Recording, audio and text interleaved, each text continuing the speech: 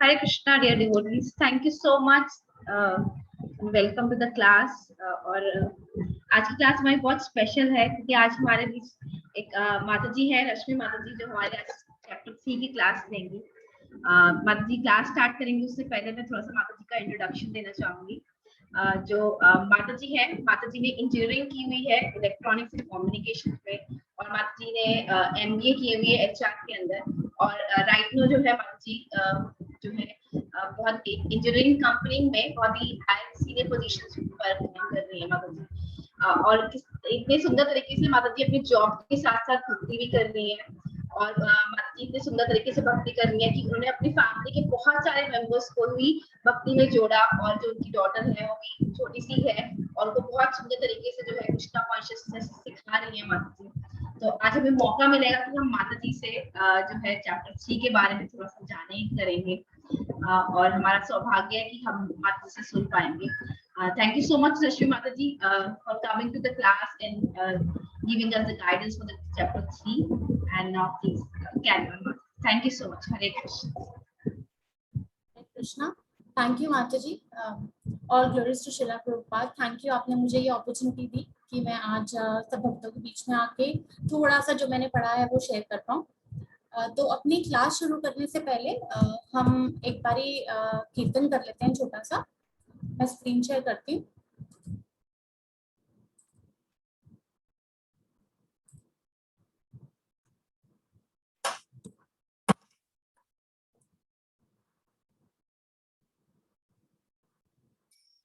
जय राधा माधव कुंज बिहारी, जय राधा माधव कुंज बिहारी, जय गोपी जन वल्लभा गिरिवरधारी,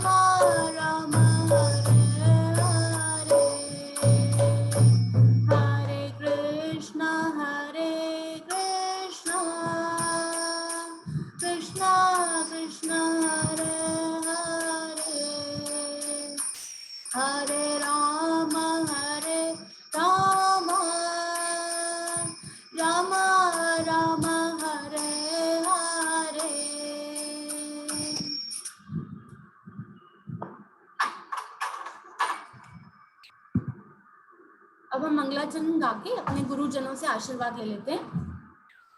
ओम अज्ञानतिमिरन्धस्य ज्ञानाञ्जनशलाकया चक्षुरुन्मीलितं येन तस्मै श्रीगुरुवे नमः।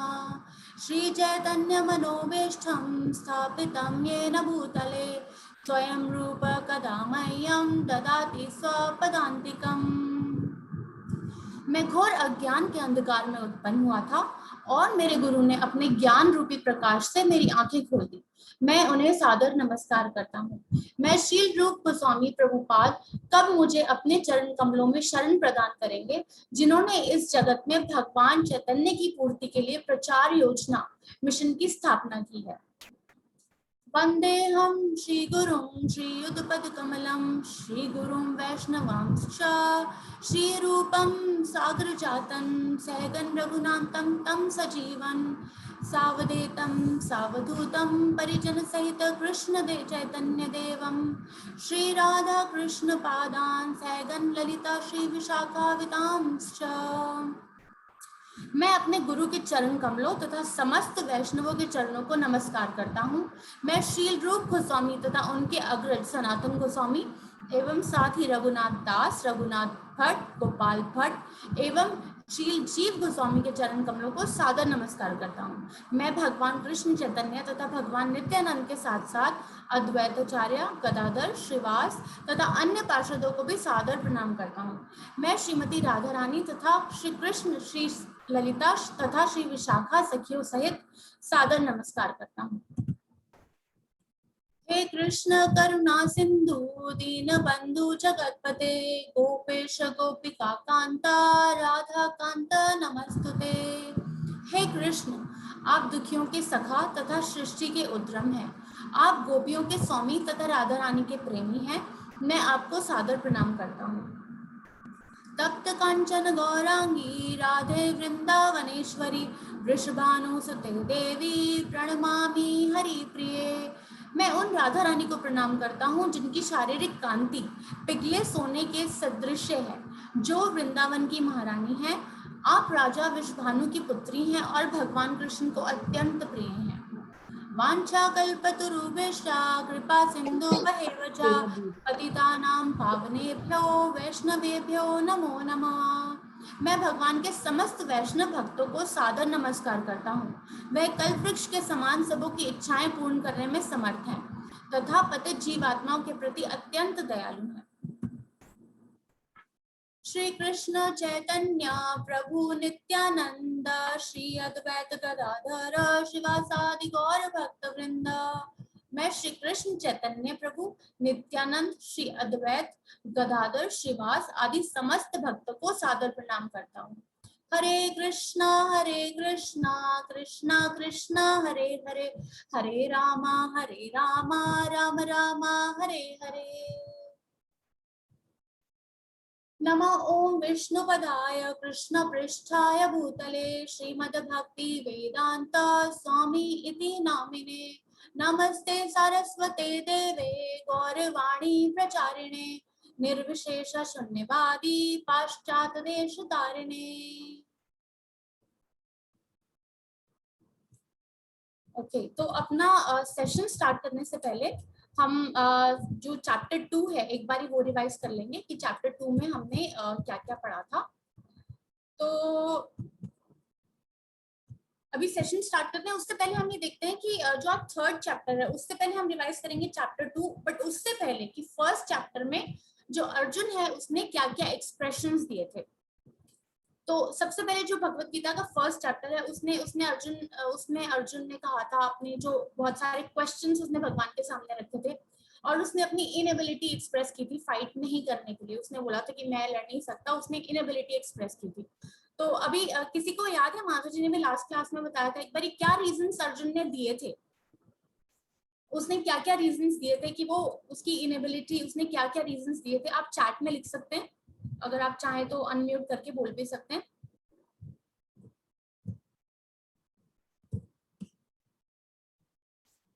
अर्जुन ने 5 रीजंस दिए थे जो उसने कहा था कि किस वजह से वो लड़ नहीं सकता है। उसने 5 रीजंस दिए थे।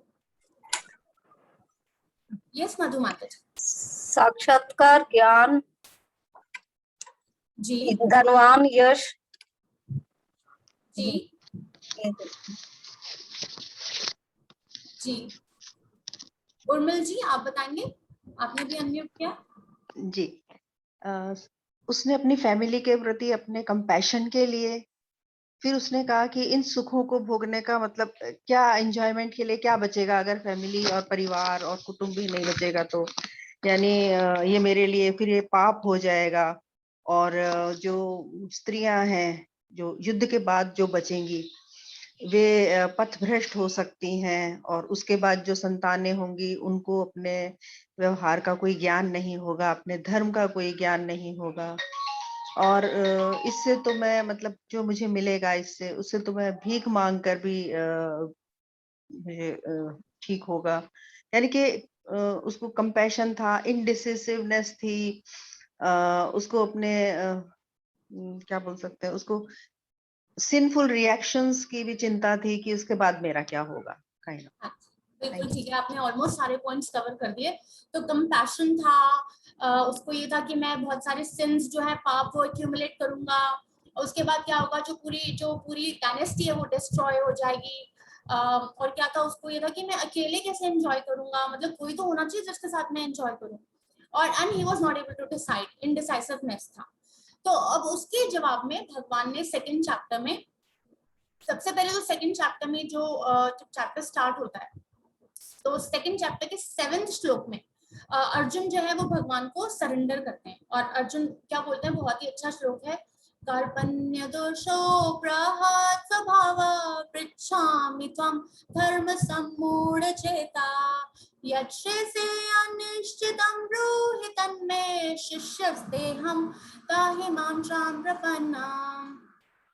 तो ऐसा क्या कि अर्जुन ने सरेंडर किया, शिष्यस्ते अहम शादी मान त्वाम प्रपन्ना, मतलब अर्जुन ने सरेंडर किया कृष्णा के सामने और उनको अपना गुरु एक्सेप्ट किया, कहा कि अब आप मुझे गाइड करो। मतलब अब तक तो वो जैसे भगवान को अपना फ्रेंड समझता था, अब उसने भगवान को गुरु की पोजीशन दी और बोला कि अब मैं आपको सरेंडर करता हूँ। तो अर्जुन ने ऐसे बोला। उसके बाद क्या हुआ कि जब अर्जुन ने ऐसे भगवान को पोजीशन दे दी गुरु की, तो भगवान स्टार्ट करते हैं सेकेंड चैप्टर के 11वें श्लोक से लेकर 30वें श्लोक तक, सो ऑलमोस्ट 20 श्लोकों में भगवान जो है वो आत्मा का ज्ञान देते हैं अर्जुन को। 2.13 में सबसे पहले क्या बोलते हैं, देहि नो अस्मिन् यथा देहे कौमारम यौवनम जरा तथा देहांतर प्राप्तिर धीरज तत्र न मुह्यति। मतलब बताते हैं कि जिस प्रकार जो ये शरीरधारी आत्मा है, जैसे जो करंट बॉडी है, इसके अंदर जो सोल है, सोल तो चेंज नहीं होती बट बॉडी चेंज होती रहती है। तो कैसे वो चाइल्डहुड होता है, फिर यूथ होता है, फिर ओल्ड एज आती है, तो कॉन्टिन्यूसली चेंज आता रहता है। आत्मा it doesn't change, soul change नहीं होती बट बॉडी जो है वो प्रोग्रेस करती रहती है। तो उसी प्रकार मृत्यु होने पे जो आत्मा है ये जो है ये वाला बॉडी छोड़ के ये दूसरी बॉडी में चली जाती है। तो भगवान ये फैक्ट जो है वो क्लियरली अर्जुन को बताते हैं कि जो धीर व्यक्ति है, जो बंदा जो सोबर पुरुष है, सोबर व्यक्ति है, वो बिल्डर नहीं होगा, वो ऐसी परिस्थिति में वो मोह को प्राप्त नहीं होगा, ऐसे बोलते हैं। और फिर उसके बाद क्या बोलते हैं 2.13 में ऐसे बोलते हैं, फिर 2.14 में क्या बोलते हैं, मातृ स्पर्शास्त कौन्तेय। तो मतलब मातृ स्पर्श, जो 5 सेंसेस है, हमारी इंद्रियां हैं, जो हमारी सेंसेस है, विजन हमारा, हियरिंग, टच, जो हमारी जो सेंसेस हैं, ये क्या होता है, जब ये सेंस ऑब्जेक्ट्स के टच में आती हैं तो इनको सुख या दुख मिलता है। तो अब हम कैसे समझेंगे इसको, जैसे मान लीजिए हमने कुछ अगर अच्छा खाया, जो मेरी टंग है, टंग पे अगर मैंने गुलाब जामुन रखा तो मुझे बहुत मतलब एकदम से खुशी सी फील होती है, सुख फील होता है। लेकिन अगर इसी टंग पे अगर मैं करेला रख दूं, कुछ बहुत कड़वा सा रख दूं, तो मुझे दुख फील होगा, मतलब मुझे अच्छा नहीं लगेगा। सिमिलरली जैसे अभी बहुत गर्मी है, अभी फैन चल रहा है, तो ये फैन, ये एसी मुझे अभी इस मौसम में अच्छा लगता है, बट अगर विंटर्स में बहुत सर्दी में अगर मैं यही फैन ऑन कर दूं तो यही फैन मुझे दुख देगा। तो क्या है, ये जो सुख और दुख है, हम इसको कैसे एक्सेप्ट करते हैं, ये उस पर डिपेंड करता है कि हमने उसको एक्सेप्ट कैसे किया। तो प्रॉब्लम हमारे एक्सेप्टेंस में है। तो ठीक है, तो अब क्या किया जाए। तो भगवान कह रहे हैं कि जैसे सर्दी आती है फिर चली जाती है, ठीक है, फिर उसके बाद गर्मी आती है फिर चली जाती है। तो हमें पता है, हम क्या करते हैं, हमें पता होता है कि 3-4 महीने की सर्दी है, ठीक है चली जाएगी। फिर उसके बाद गर्मी है तो 3-4 महीने ज्यादा प्रॉब्लम आएगी, फिर चली जाएगी। तो हम क्या करते हैं, हम जो विंटर या समर सीजन आता है उसको टॉलरेट करते हैं, मतलब हम उसको सहन करते हैं, हमारे पास वैसे भी कोई चॉइस नहीं, हम टॉलरेट करते हैं। तो उसी तरह से भगवान बोल रहे हैं कि ये जो सुख है और दुख है, ये दोनों ना ये टेम्पररी हैं, बिल्कुल दे आर नॉट परमानेंट। ये आएंगे तो हमें इनको बस टॉलरेट करना है, क्योंकि दे आर नॉट परमानेंट। उसके बाद भगवान जो है वो सोल की क्वालिटीज बताते हैं। बताते हैं कि आत्मा जो है वो इमेजरेबल है, आत्मा को जो साइज है, जो सोल का साइज है वो इमेजरेबल है। तो किसी को याद है कि भगवान ने क्या, हमने पॉपर्ट में पढ़ा था सोल का साइज, किसी को याद है? Hare Krishna. Yes yes yes Urmil ji बोलिए। हाँ, जो हमारी सर के बाल का जो नोक है उसका 10,000वां हिस्सा हमारी सोल का साइज। जी बिल्कुल। तो हमारी जो हेयर की जो टिप है, टिप को हम 100 पार्ट्स में डिवाइड कर दें, उस 100 को हम फिर से 100 पार्ट्स में, सो 1/10,000 वो हमारा सोल का साइज है। तो ऐसे है ये, बिल्कुल ठीक है, ये भगवान ने बताया। फिर भगवान अर्जुन को 2.20 जो 20 श्लोक है उसमें क्या बोलते हैं? न जायते म्रियते वा कदाचिन्नायं भूत्वा भविता वा न भूयात् अजो नित्य शाश्वतोऽयं पुराणो न हन्यते हन्यमाने शरीरे। मतलब सोल के लिए कोई बर्थ नहीं है, कोई डेथ नहीं है। मतलब अभी इससे पहले वाले श्लोका में भी बताया कि उसको काट नहीं सकते, सोल को मार नहीं सकते, वो it did not come into being, it will not come into being, वो अनबॉर्न है। मतलब सोल की बहुत सारी क्वालिटीज बताई। तो एक जो भगवान ने टेक्निक यूज करी सोल की क्वालिटी बताने के लिए, वो क्या थी? मतलब भगवान ने ये बोला कि समझाने के लिए कि ऐसे बोलने की बजाय कि आत्मा क्या है क्या है क्या है, तो उन्होंने ऐसे बोला कि क्या नहीं है। मतलब हमारे जो उपनिषद है उसमें भी ये टेक्निक यूज की हुई है, ये तरीका यूज किया हुआ, और इस टेक्निक को बोलते हैं ना इति टेक्निक, ना इति। इसमें मतलब क्या है? मतलब ये है कि सोल ये भी नहीं है, वो भी नहीं है, ऐसी भी नहीं है, वैसी भी नहीं है, तो हमें समझने में इजी होगा। क्यों? जैसे एग्जाम्पल, अगर मान लीजिए आपने गाजर का हलवा लाइफ में कभी नहीं खाया, ठीक है, तो मैं आपको जैसे कई चीजें उससे रिलेटेड अगर बताऊं कि जो गाजर का हलवा है ना, जो गाजर है ना वो बहुत जूसी होती है, वो बहुत क्रीमी होती है, वो गाजर का हलवा बहुत मीठा होता है, ऐसा होता है वैसा होता है। तो आप उसको, क्योंकि आपने तो वो कभी खाया नहीं, तो आप मतलब बस सुन लोगे, आप बहुत ज्यादा उससे रिलेट नहीं कर पाओगे कि गाजर का हलवा कैसा होता है। बट दूसरा तरीका क्या है उसको समझाने का, कि पहले मैं आपसे पूछूंगी कि आप मुझे बताओ कि आपने कौन कौन सी मिठाई खाई है, फिर समझाऊंगी कि गाजर का हलवा, अच्छा आपने रसगुल्ला खाया है, नहीं रसगुल्ले जैसा नहीं होता, आपने सोनलवा खाया है, अच्छा ठीक है सोनलवा जैसा भी नहीं होता। तो उसमें क्या है, आपके लिए समझना थोड़ा सा इजी होगा, अच्छा ठीक है इसके जैसा नहीं है। तो उसी तरह कृष्णा ये नहीं बता रहे कि सोल कैसी है, वो ये बता रहे हैं कि ऐसा भी नहीं है वैसा भी नहीं है, वो बहुत डिटेल में समझा रहे हैं। और क्या बोल रहे हैं कि आत्मा के लिए कोई डिस्ट्रक्शन नहीं है, आत्मा को हम डिस्ट्रॉय नहीं कर सकते। आगे चल के भगवान बताते हैं कि जब कोई कपड़ा पुराना हो जाता है, जैसे हम जो है हमारी जो बॉडी है, ये सोल जो है, सोल के लिए हम, हमारी बॉडी एक कपड़ा है। तो क्या है, जैसे कोई कपड़ा अगर पुराना हो जाता है, फट जाता है, तो हम क्या करते हैं?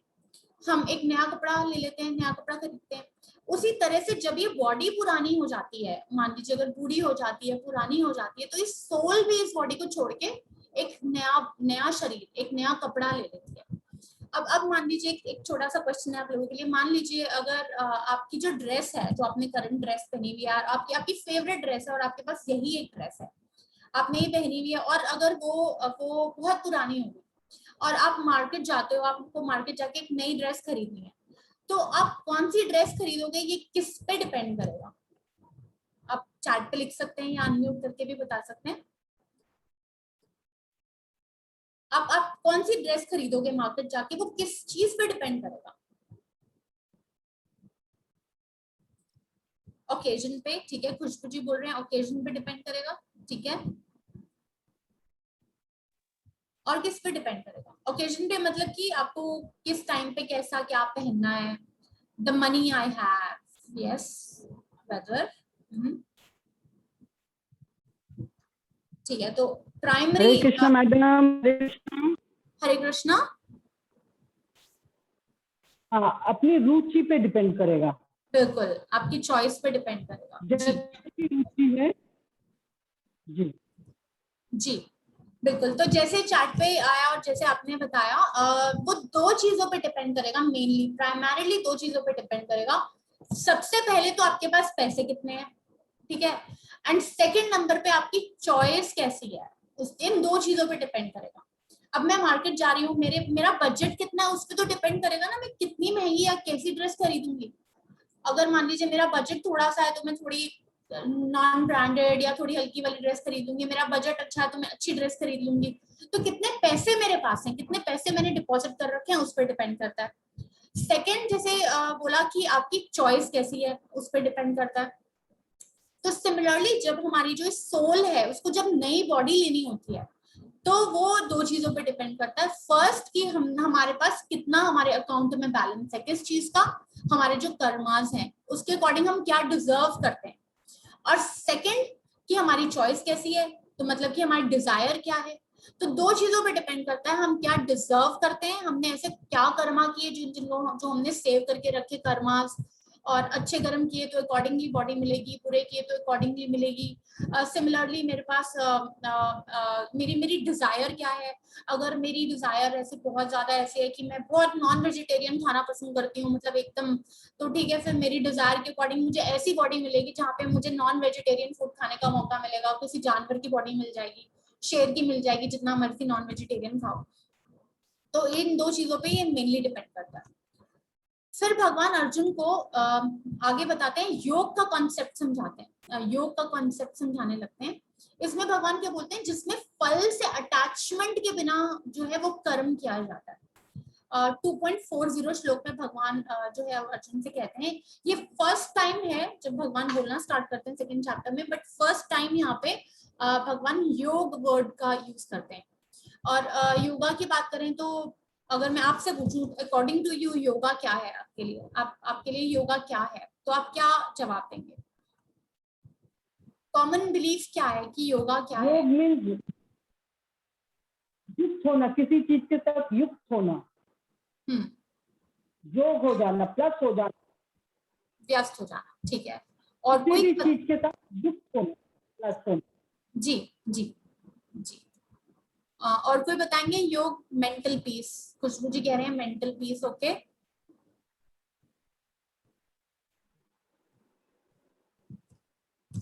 योग है हमारी शरीर का मतलब हमारी सोल का उस परम सोल के साथ मिलना। और साधारण बोलचाल में इसे हम आसन प्राणायाम और इन सब को लेकर हम इनको योग समझते हैं। परफेक्ट। तो अगर हम योग की बात करें तो मतलब भक्ति में आने से पहले योग की अंडरस्टैंडिंग तो मेरी भी यही थी, योग मतलब योगा करना, मतलब क्या ऐसा जो एक्सरसाइज करनी बढ़िया सी, मतलब अनुलोम विलोम और उल्टे सीधे पोस्चर्स और ये सब, उससे क्या होगा, मेरी जो बॉडी है वो फिट रहेगी। तो वो एक मेरे लिए एक एक्सरसाइज थी। लेकिन जैसे अभी आप लोगों को इस बारे में नॉलेज है, मैं इतनी लकी नहीं थी, मुझे नॉलेज नहीं थी बिल्कुल, मैं तो योगा को मतलब ये जो एक्सरसाइजेस को योग समझती थी। बट योग का क्या मतलब है, रियल मीनिंग यही है, जैसे आप लोगों ने बोला, जो जीव आत्मा है, मतलब जो मेरी सोल है, उसको परम आत्मा से कनेक्ट करना, मतलब सोल को सुपर सोल से कनेक्ट करना, मतलब दोनों का कम्युनिकेशन जो कनेक्शन है वो है मेनली, जो प्राइमरली वही है योग। तो भगवान कहते हैं कि अब तक तो तुम्हें मैंने सांख्य योग का ज्ञान दिया था, सांख्य योग क्या मतलब आत्मा का ज्ञान दिया, तो अब तुम मुझसे सुनो कि जो निष्काम भाव से कैसे कर्म किए जाते हैं, यहाँ भगवान आगे बताएंगे। अब क्या है, 4 वेद हैं ये हमें पता है, यजुर्वेद, ऋग्वेद, सामवेद, अथर्ववेद। इन वेदों में बहुत डिटेल में कर्म कांड के बारे में लिखा है कि कर्म कांड क्या होता है। अब कर्म कांड क्या होता है, तो अगर हम समझे जो हमारी मटेरियल डिजायर्स हैं, जो हमारी भौतिक इच्छाएं हैं, इनको पूरी करने के लिए, जैसे कि मान लीजिए कोई भी मटेरियल डिजायर हो सकती है, किसी को बेटा चाहिए, कोई चाहता है कि मेरी शादी जल्दी हो जाए, कोई चाहता है कि जॉब में मैं खुश नहीं हूँ, मुझे नई जॉब मिल जाए, कोई चाहता है कि बहुत लक्ष्मी आ जाए मेरे पास। तो किसी भी प्रॉब्लम से, जो तकलीफ से निकलना है, मैं बहुत बीमार रहता हूँ, मैं ठीक रहने लग जाऊं, तो हमारे जो वेदों में प्रॉपर मतलब तरीके से, शास्त्रों में अप्रूव्ड तरीके से जो हर चीज का उपाय मेंशन है कि जो हमें हमारी मटेरियल डिजायर्स जिससे पूरी हो जाएंगी। तो अब इसमें प्रोसेस क्या है कि ये जो हम करते हैं, हम इनमें से जो भी हम करते हैं, जैसे नई जॉब लग जाए किस लिए, ताकि अच्छी सैलरी मिले, अच्छी पोजीशन मिले, तो ये जो सारे किए हुए काम है ये हमारी जो सेंसेस है उनको सेटिस्फाई करने के लिए, हमारी इंद्रियों की तृप्ति के लिए, कि हमारी जो सेंसेस है वो और ज्यादा एंजॉय कर पाए, और सैलरी मिले, मैं और अच्छे कपड़े पहनूं, और सैलरी मिले, मैं और अच्छी गाड़ी लूं, तो हम अपनी सेंसेस को प्लेजर देना चाहते हैं। लेकिन क्या है कि हम कुछ उपाय कर रहे हैं और बदले में इट्स लाइक बिजनेस, हम कुछ उपाय कर रहे हैं और बदले में हमें ये चाहिए। अब इसमें नुकसान क्या है कि जो हमें फल मिलेगा, जो फल हमें मिलता है, उसके जो बंधन में हम बन जाते हैं, इसको मैं अभी आगे थोड़ा डिटेल में एक स्टोरी के साथ समझाऊंगी। तो क्या होगा कि अगर हम पुण्य करते हैं तो हमें पुण्य के फल मिलेंगे, तो हमें then we have to come on this earth again, धरती पे हमें आना पड़ेगा उन फलों को वापस लेने के लिए। जैसे कुछ लोग आज जो बहुत रिच हैं, अगर जो मिलेनियर्स बिलियनियर्स, क्यों? क्योंकि उन्होंने बहुत पुण्य किए थे। सिमिलरली हम कुछ पाप करते हैं तो हमें वो पाप का फल भोगने के लिए आना पड़ेगा। लेकिन जो भी एक्टिविटी हम भगवान से रिलेट कर देते हैं उसका हमें कोई फल नहीं मिलता, ना पुण्य मिलता है ना पाप मिलता है, उसको हम अकर्म बोलते हैं। उसके बारे में भी अभी हम डिटेल में समझेंगे। तो भगवान क्या बोल रहे हैं, वो ये बोल रहे हैं कि तुम फल की डिजायर के बिना, तुम डिजायर के बिना कर्म करो। तो और क्या करो, जो भी आप काम कर रहे हो उसको कृष्णा के साथ जोड़ो, उसको भगवान के साथ जोड़ो, अपने लिए नहीं करो, भगवान की सेटिस्फैक्शन के लिए करो। तो कर्म जो है वो हमें मुक्ति दिलाता है, लेकिन जो कर्म कांड से रिलेटेड चीजें हैं वो हमें बांध देती हैं। और भगवान क्या कहते हैं कि अगर तुमने बुद्धि योग के हिसाब से काम किया तो उसमें कोई नुकसान नहीं होगा। मतलब भगवान क्या बोलते हैं कि जो हम कृष्णा के लिए, भगवान के लिए हम कोई भी कार्य करते हैं उसमें कोई नुकसान नहीं है। नुकसान नहीं है मतलब जैसे अगर हम सोच के चले कि दो बैलेंस है, हमारा जो एक मटेरियल वर्ल्ड का हमारा बैलेंस है, हमारा बैंक अकाउंट है, और एक हमारा स्पिरिचुअल बैलेंस है, तो आध्यात्मिक अकाउंट है एक हमारा। जैसे छोटी छोटी चीज, जैसे मान लीजिए हम मंदिर गए, हमने मंदिर में छुप के कृष्णा को दंडवत प्रणाम किया, हमने भगवत गीता के कुछ श्लोक पढ़े, हमने प्रसादम पाया, हमने प्रसाद डिस्ट्रीब्यूट किया, कुछ भी जो भी चीज हमने, छोटे छोटे काम भी जो भी हमने किए, वो छोटे छोटे काम जो भगवान से रिलेटेड हमने किए, वो सारे हमारे जो है स्पिरिचुअल अकाउंट में ऐड होते चले जाते हैं। और वो जो स्पिरिचुअल अकाउंट है वो मतलब ऐसा नहीं, इट डज नॉट फ्लक्चुएट, ऊपर नीचे नहीं होता, उसमें ऐड होते चले जाते हैं। लेकिन कर्म कांड में क्या है, कर्म कांड में कुछ भी हमने किया वो जो अकाउंट बैलेंस है वो ऊपर नीचे होता रहता है। जैसे मान लो हमने पाप किए तो पाप का अकाउंट बढ़ गया, पुण्य किए तो पुण्य का अकाउंट बढ़ गया, फिर पुण्य का अकाउंट बढ़ने के बाद मुझे जब उसका फल मिल गया पुण्य का, तो वो अकाउंट कम हो गया क्योंकि वो मैंने यूज कर लिया ना, पुण्य खर्च कर लिए मैंने। तो ऐसे ही है। बट उसमें क्या, अब जैसे इसमें क्या है, मान लीजिए मैं इस लाइफ में मैं डॉक्टर हूँ, ठीक है, तो मैंने एमबीबीएस किया है, तो एमबीबीएस करने के बाद when I leave this body, मरने के बाद मैं अगले जन्म में ये तो नहीं बोल सकती ना एमबीबीएस तो कर लिया था लास्ट लाइफ में, अब मुझे एमडी से स्टार्ट करना है, मुझे आगे की डिग्री चाहिए, ऐसा नहीं है, मुझे फिर से एलकेजी से ही स्टार्ट करना होगा। लेकिन जो हमारा स्पिरिचुअल अकाउंट है, जो हमारा आध्यात्मिक वर्ल्ड का जो बैलेंस है हमारा, उसमें ऐसा नहीं होता। उसमें हमने जो भी कमाया वो सब सेव होता चला जाता है, कोई नुकसान नहीं है। जो भी हम करते हैं वो ऐड होता चला जाता है, छोटी छोटी चीजें भी। अगर मान लीजिए इस जन्म में जो हमारी भक्ति है, अगर मैंने 10% कर ली, तो नेक्स्ट लाइफ में मैं 11% से स्टार्ट करूंगी, जो 10% है वो वेस्ट नहीं होगी, और फिर 100% होते ही हम भगवान के धाम जा सकते हैं। तो ओवरऑल यही समझाया जा रहा है कि जो ये मटेरियल वर्ल्ड है इसमें नो गेन है, मगर कोई फायदा नहीं है। लेकिन जो आध्यात्मिक वर्ल्ड है, जो स्पिरिचुअल वर्ल्ड है, उसमें नो लॉस है, मतलब हम कुछ भी करते हैं अगर, तो वो हमारे अकाउंट में सेव हो जाता है। फिर भगवान आगे क्या बोलते हैं, 2.47 में भगवान आगे 47 श्लोक में बोलते हैं कि आपको जो है अपना, you have right to perform your prescribed duty, but आप उसके रिजल्ट्स, आपके पास राइट है अपनी प्रिस्क्राइब्ड ड्यूटी करने का, बट उसके रिजल्ट्स को, उसके फ्रूट्स को आप एंटाइटल्ड नहीं हो, वो आप उन फ्रूट्स को क्लेम मत करो। तो भगवान बताते हैं कि हमें जो है, हम बहुत डिजायरस होते हैं ना कि हमें फ्रूट्स की चिंता पहले होती है, हम ये काम करेंगे तो क्या रिजल्ट मिलेगा, वो करेंगे तो ये फल मिलेगा, तो हम उसके डिजायरस होते हैं। तो भगवान बोल रहे हैं we should let go of that feeling. फिर भगवान और क्या बताते हैं सेकंड चैप्टर में, कि हमें अपनी सेंसेस के साथ क्या करना है। तो क्या बताते हैं कि अपनी इंद्रियों को, अपनी सेंसेस को इन मटेरियल चीजों से हमें हटाना है, लेकिन ये तो इजी नहीं है। तो क्या करना है, हमें अपनी सेंसेस को बेटर टेस्ट, हायर टेस्ट देना है। और हायर टेस्ट देने से क्या होगा कि जो जो कम जूसी, कम रस वाली चीजें हैं वो हमें फिर अच्छी नहीं लगेगी। तो आर्टिफिशियली हम इंद्रियों को कंट्रोल करने की, कंट्रोल करने की कोशिश कर सकते हैं, वो भी एक तरीका है, लेकिन वो ज्यादा टाइम तक नहीं चलता, क्योंकि उसमें क्या होता है कि उसमें वापस जो हमारी सेंसेस हैं फिर हमें ओवर पावर करने लगती हैं। तो इसमें क्या है, हम प्रभुपाद जी का एग्जाम्पल, जो हमारे फाउंडर आचार्य हैं प्रभुपाद जी, वो जब यूएस गए थे 1965 में, तो वहाँ के लोग जो है वो हिप्पीज थे, ड्रग्स लेते थे, अल्कोहल पीते थे, बिल्कुल एकदम। तो ऐसे लोगों को प्रभुपाद जी ने भक्त बना दिया। कैसे? क्योंकि उनको उन्होंने हायर टेस्ट दिया। उनको डांस करना पसंद था, ठीक है, आप रोड्स पे डांस करते थे, फिर वो बाद में किस पे, हरे कृष्णा महामंत्र पे डांस करते थे, करताल बजती थी, मृदंग बजता था, और वो हरे कृष्णा महामंत्र पे डांस करते थे। तो उनको क्या किया, उन लोगों को बेटर टेस्ट दिया, उनको हायर टेस्ट दिया, उनको प्रसादम खिलाया, इतना मतलब खुद बना बना के प्रसादम उनको खिलाते थे। तो उस तरह से वो लोग धीरे धीरे फिर भक्ति में आने लगे। तो ये हमारा सेकंड चैप्टर था, बहुत ही डिटेल्ड है, सेकंड चैप्टर का नाम ही यही है, कंटेंट्स ऑफ गीता समराइज्ड। तो सेकंड चैप्टर हमारा था। अब हम चलते हैं हमारे थर्ड चैप्टर पे, जो कि है कर्म योग। तो जो थर्ड चैप्टर है, ये शुरू कैसे होता है? सेकंड चैप्टर में कृष्णा ने जो है सांख्य योग का ज्ञान दिया, आत्मा का ज्ञान दिया, बुद्धि योग का ज्ञान दिया, और बताया कि कैसे हम अपनी जो सेंसेस हैं उनको बेटर टेस्ट देके जो बुरी आदतें हैं उनसे बच सकते हैं। तो उसमें कृष्णा ने क्या किया, थोड़ा थोड़ा सब टॉपिक्स को टच किया। तो इसलिए अर्जुन जो है, अर्जुन को क्लियरली समझ नहीं आया। अर्जुन क्लियरली समझना चाहते थे और ज्यादा, कि वो कौन सा जो रास्ता वो चूज करें। तो सबसे पहले ही श्लोक में अर्जुन पूछते हैं कृष्णा से कि अगर आप जो बुद्धि है, बुद्धि को कहते हो कि सकाम कर्म से अगर वो बेटर है, तो आप मुझे युद्ध क्यों करने के लिए कह रहे हैं? तो सबसे पहले समझते हैं कि ये सकाम कर्म क्या होता है। तो कर्म भी जो है ना, वो 3 टाइप के होते हैं, 3 टाइप के कर्मास होते हैं। जैसे हम जो कर्म कर रहे हैं हर रोज, वो 3 कैटेगरीज में हम डिवाइड कर सकते हैं।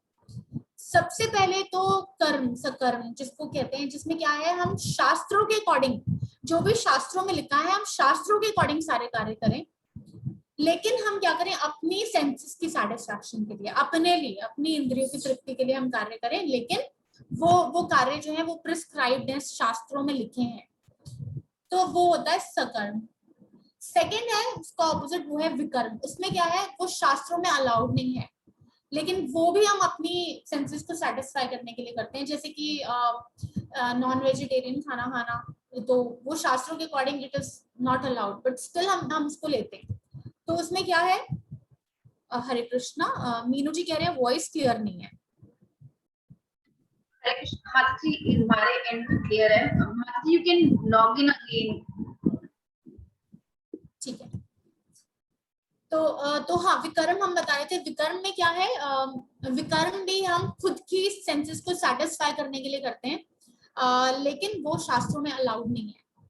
जैसे कि हम एग्जांपल दे रहे थे नॉन वेज फूड का। और जो थर्ड है वो है अकर्म, थर्ड कैटेगरी। उसमें क्या है, वो जो चीजें हैं सारी वो हम शास्त्रों के अकॉर्डिंग करते हैं, लेकिन it is not for our senses, वो कृष्णा को सेटिस्फाई करने के लिए, भगवान को सेटिस्फाई करने के लिए है। इसमें एक बहुत अच्छी स्टोरी आती है, मैं आपके साथ शेयर करूंगी। श्रीमद् भागवतम में 9th कैंटो में ये स्टोरी आती है। इस महाराज निमि की एक कहानी आती है। वो महाराज निमि एक राजा थे, बहुत बड़े राजा थे, और वो क्या करते थे, हर रोज सुबह मतलब हजारों गायें वो ऐसे दान में दिया करते थे हर रोज सुबह, ब्राह्मण को बुला के, और ब्राह्मणों को गायें दिया करते थे वो दान में। और ऐसे नहीं कि बस गायें देती, मतलब बहुत ज्यादा डेकोरेट करके, जो गायें हैं, गाय के जो हॉर्न सींग हैं उनको सोने से सजा के वैसे देते थे। जो उनके गाय के पैरों में मतलब चांदी के जेवर बहुत सारे, उस तरह से वो रोज दान देते थे। तो एक बार क्या हुआ कि एक ब्राह्मण को उन्होंने हजारों गायें ऐसे दान में दी। तो गलती से उन गाय में से एक गाय जो गलती से वो वापस आके जो दूसरे गाय का झुंड था उनमें मिल गई। तो ठीक है, ब्राह्मण को उस टाइम पता नहीं चला और महाराज निमि को भी पता नहीं चला। नेक्स्ट डे फिर क्या हुआ, फिर वो दोबारा से किसी और ब्राह्मण को बुला के उनको जब वो हजारों गाय देने लगे, तो वो जो कल वाली एक दिन पहले वाली गाय थी वो उन गायों के बीच में जाके वो भी गलती से चली गई। तो अब जो पहले वाले ब्राह्मण थे उस टाइम, तो उनकी जो दिव्य दृष्टि थी, उनको पता चल गया कि मेरी जो एक गाय थी वो वहां चली गई और उन्होंने गलती से किसी और को दे दिया। तो वो ब्राह्मण गए और राजा के पास गए और उनको बोला कि आप मेरी गाय जो है आपने गलती से किसी और को दे दी, आप मुझे वापस करो। तो अब राजा बोले कि मैं वापस कैसे करूं, वो तो वहां चली गई है। तो अब ब्राह्मण बहुत नाराज कि नहीं, आपने मुझे दे दी थी, एक बारी देने के बाद ऐसे वापस नहीं ले सकते, तो आप कैसे भी करके मुझे वो गाय वापस चाहिए, आप मुझे वापस दो। तो ठीक है, महाराज जो है वो जाते हैं ब्राह्मण के पास, पहले वाले ब्राह्मण के पास, उनको बोलते हैं कि वो एक गाय गलती से आ गई थी, आप प्लीज वापस कर दो। तो वो ब्राह्मण भी देने से मना कर देते हैं। तो अब क्या होता है कि जो दूसरे ब्राह्मण होते हैं वो बहुत डिससैटिस्फाइड होके वो चले जाते हैं, वो बिल्कुल अपसेट होके चले जाते हैं, क्योंकि जो राजा है वो उनकी डिमांड पूरी नहीं कर पाया। उन्होंने ऑफर दिया कि आप बदले में 1000 और गाय ले लो, बट उनको वही गाय चाहिए थी। तो ठीक है जी, अब क्या हुआ, अब मरने के बाद जब वो राजा है वो जब यमराज के पास गए, तो यमराज ने बोला कि तुमने पूरी लाइफ में बहुत सारे पुण्य किए हैं, तो तुम्हें जो इतने सारे तुमने जो पुण्य किए हैं, तुम्हें उच्च लोकों में, सेलेस्टियल प्लैनेट्स में, उच्च लोकों में तुम्हें लाखों सालों तक जाके एंजॉय करने का मौका मिलेगा। लेकिन तुमने जो है एक बहुत बड़ा पाप भी किया है, और वो क्या है कि तुमने एक ब्राह्मण को डिससैटिस्फाई, संतुष्ट किया है। क्यों किया है? क्योंकि जो ब्राह्मण है वो तुमसे खुश नहीं था, वो तो इसलिए तुम्हें पाप लगेगा उसका, तो तुम्हें एक छिपकली का जन्म लेना पड़ेगा। तो अब देखिए ऐसे होता है, पाप करेंगे तो पुण्य का, पाप करेंगे तो पाप का फल मिलेगा, पुण्य करेंगे तो पुण्य का फल मिलेगा। तो उस चक्कर में ही पड़े रहते हैं, कर्म कांड में ऐसे ही होता है। तो अब जो महाराज है इतनी दान दक्षिणा करते थे, बट फिर भी उनसे एक छोटी सी गलती हो गई कि बस एक गलती से अनइंटेंशनली वो भी, तो उनको छिपकली का जन्म लेना पड़ा। तो यमराज ने पूछा कि पहले आपको छिपकली का जन्म चाहिए कि आपको पहले प्लैनेट्स में, हायर प्लैनेट्स में जाके एंजॉय करना है? तो उन्होंने बोला कि ठीक है, मैं पहले एक काम करता हूँ, छिपकली की लाइफ उन्होंने पहले एक्सेप्ट। अब उन्होंने जन्म लिया छिपकली बनके, और कहाँ लिया? एक कुएं के अंदर। और कहाँ पे? द्वारका में, जहाँ पे द्वारका में जहाँ कृष्णा थे। तो कृष्णा के जो पुत्र हैं वो प्रद्युम्न और उनके जो फ्रेंड्स हैं वो सब है, वो उस कुएं के बाहर ही खेल रहे थे। तो उन लोगों की जो बॉल है वो कुएं में चली गई। तो उन्होंने ऐसे झांक के देखा अंदर, तो इतनी बड़ी छिपकली, तो और वो छिपकली जो है वो चिल्ला रही है हेल्प के लिए। तो उन्होंने निकालने की कोशिश की, बट वो निकाल नहीं पाए। फिर उन्होंने फाइनली कृष्णा को बुलाया और कृष्णा को रिक्वेस्ट की कि छिपकली अंदर, आप प्लीज उसको निकालो। तो कृष्णा ने क्या किया, हाथ देके उस छिपकली को बाहर निकाला, और कृष्णा का हाथ छूते ही वो जो छिपकली है वो इंसान में ट्रांसफॉर्म हो गई। और फिर उसने अपनी पूरी स्टोरी बताई।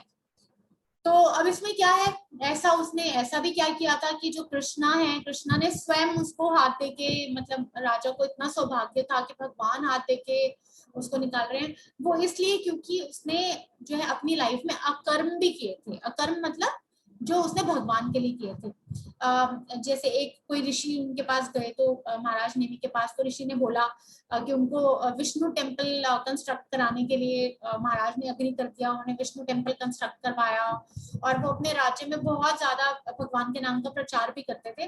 तो इस अकर्म की वजह से क्या हुआ कि उनको ये मौका भी मिला कि भगवान ने स्वयं उनको दर्शन दिए, और भगवान के हाथ उनको टच हुए, और भगवान ने उनको कन्वर्ट किया वापस।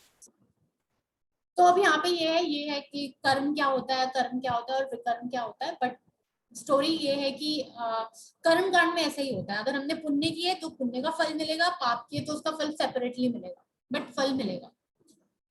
तो अब ये तो हुआ कर्म, विकर्म और अकर्म।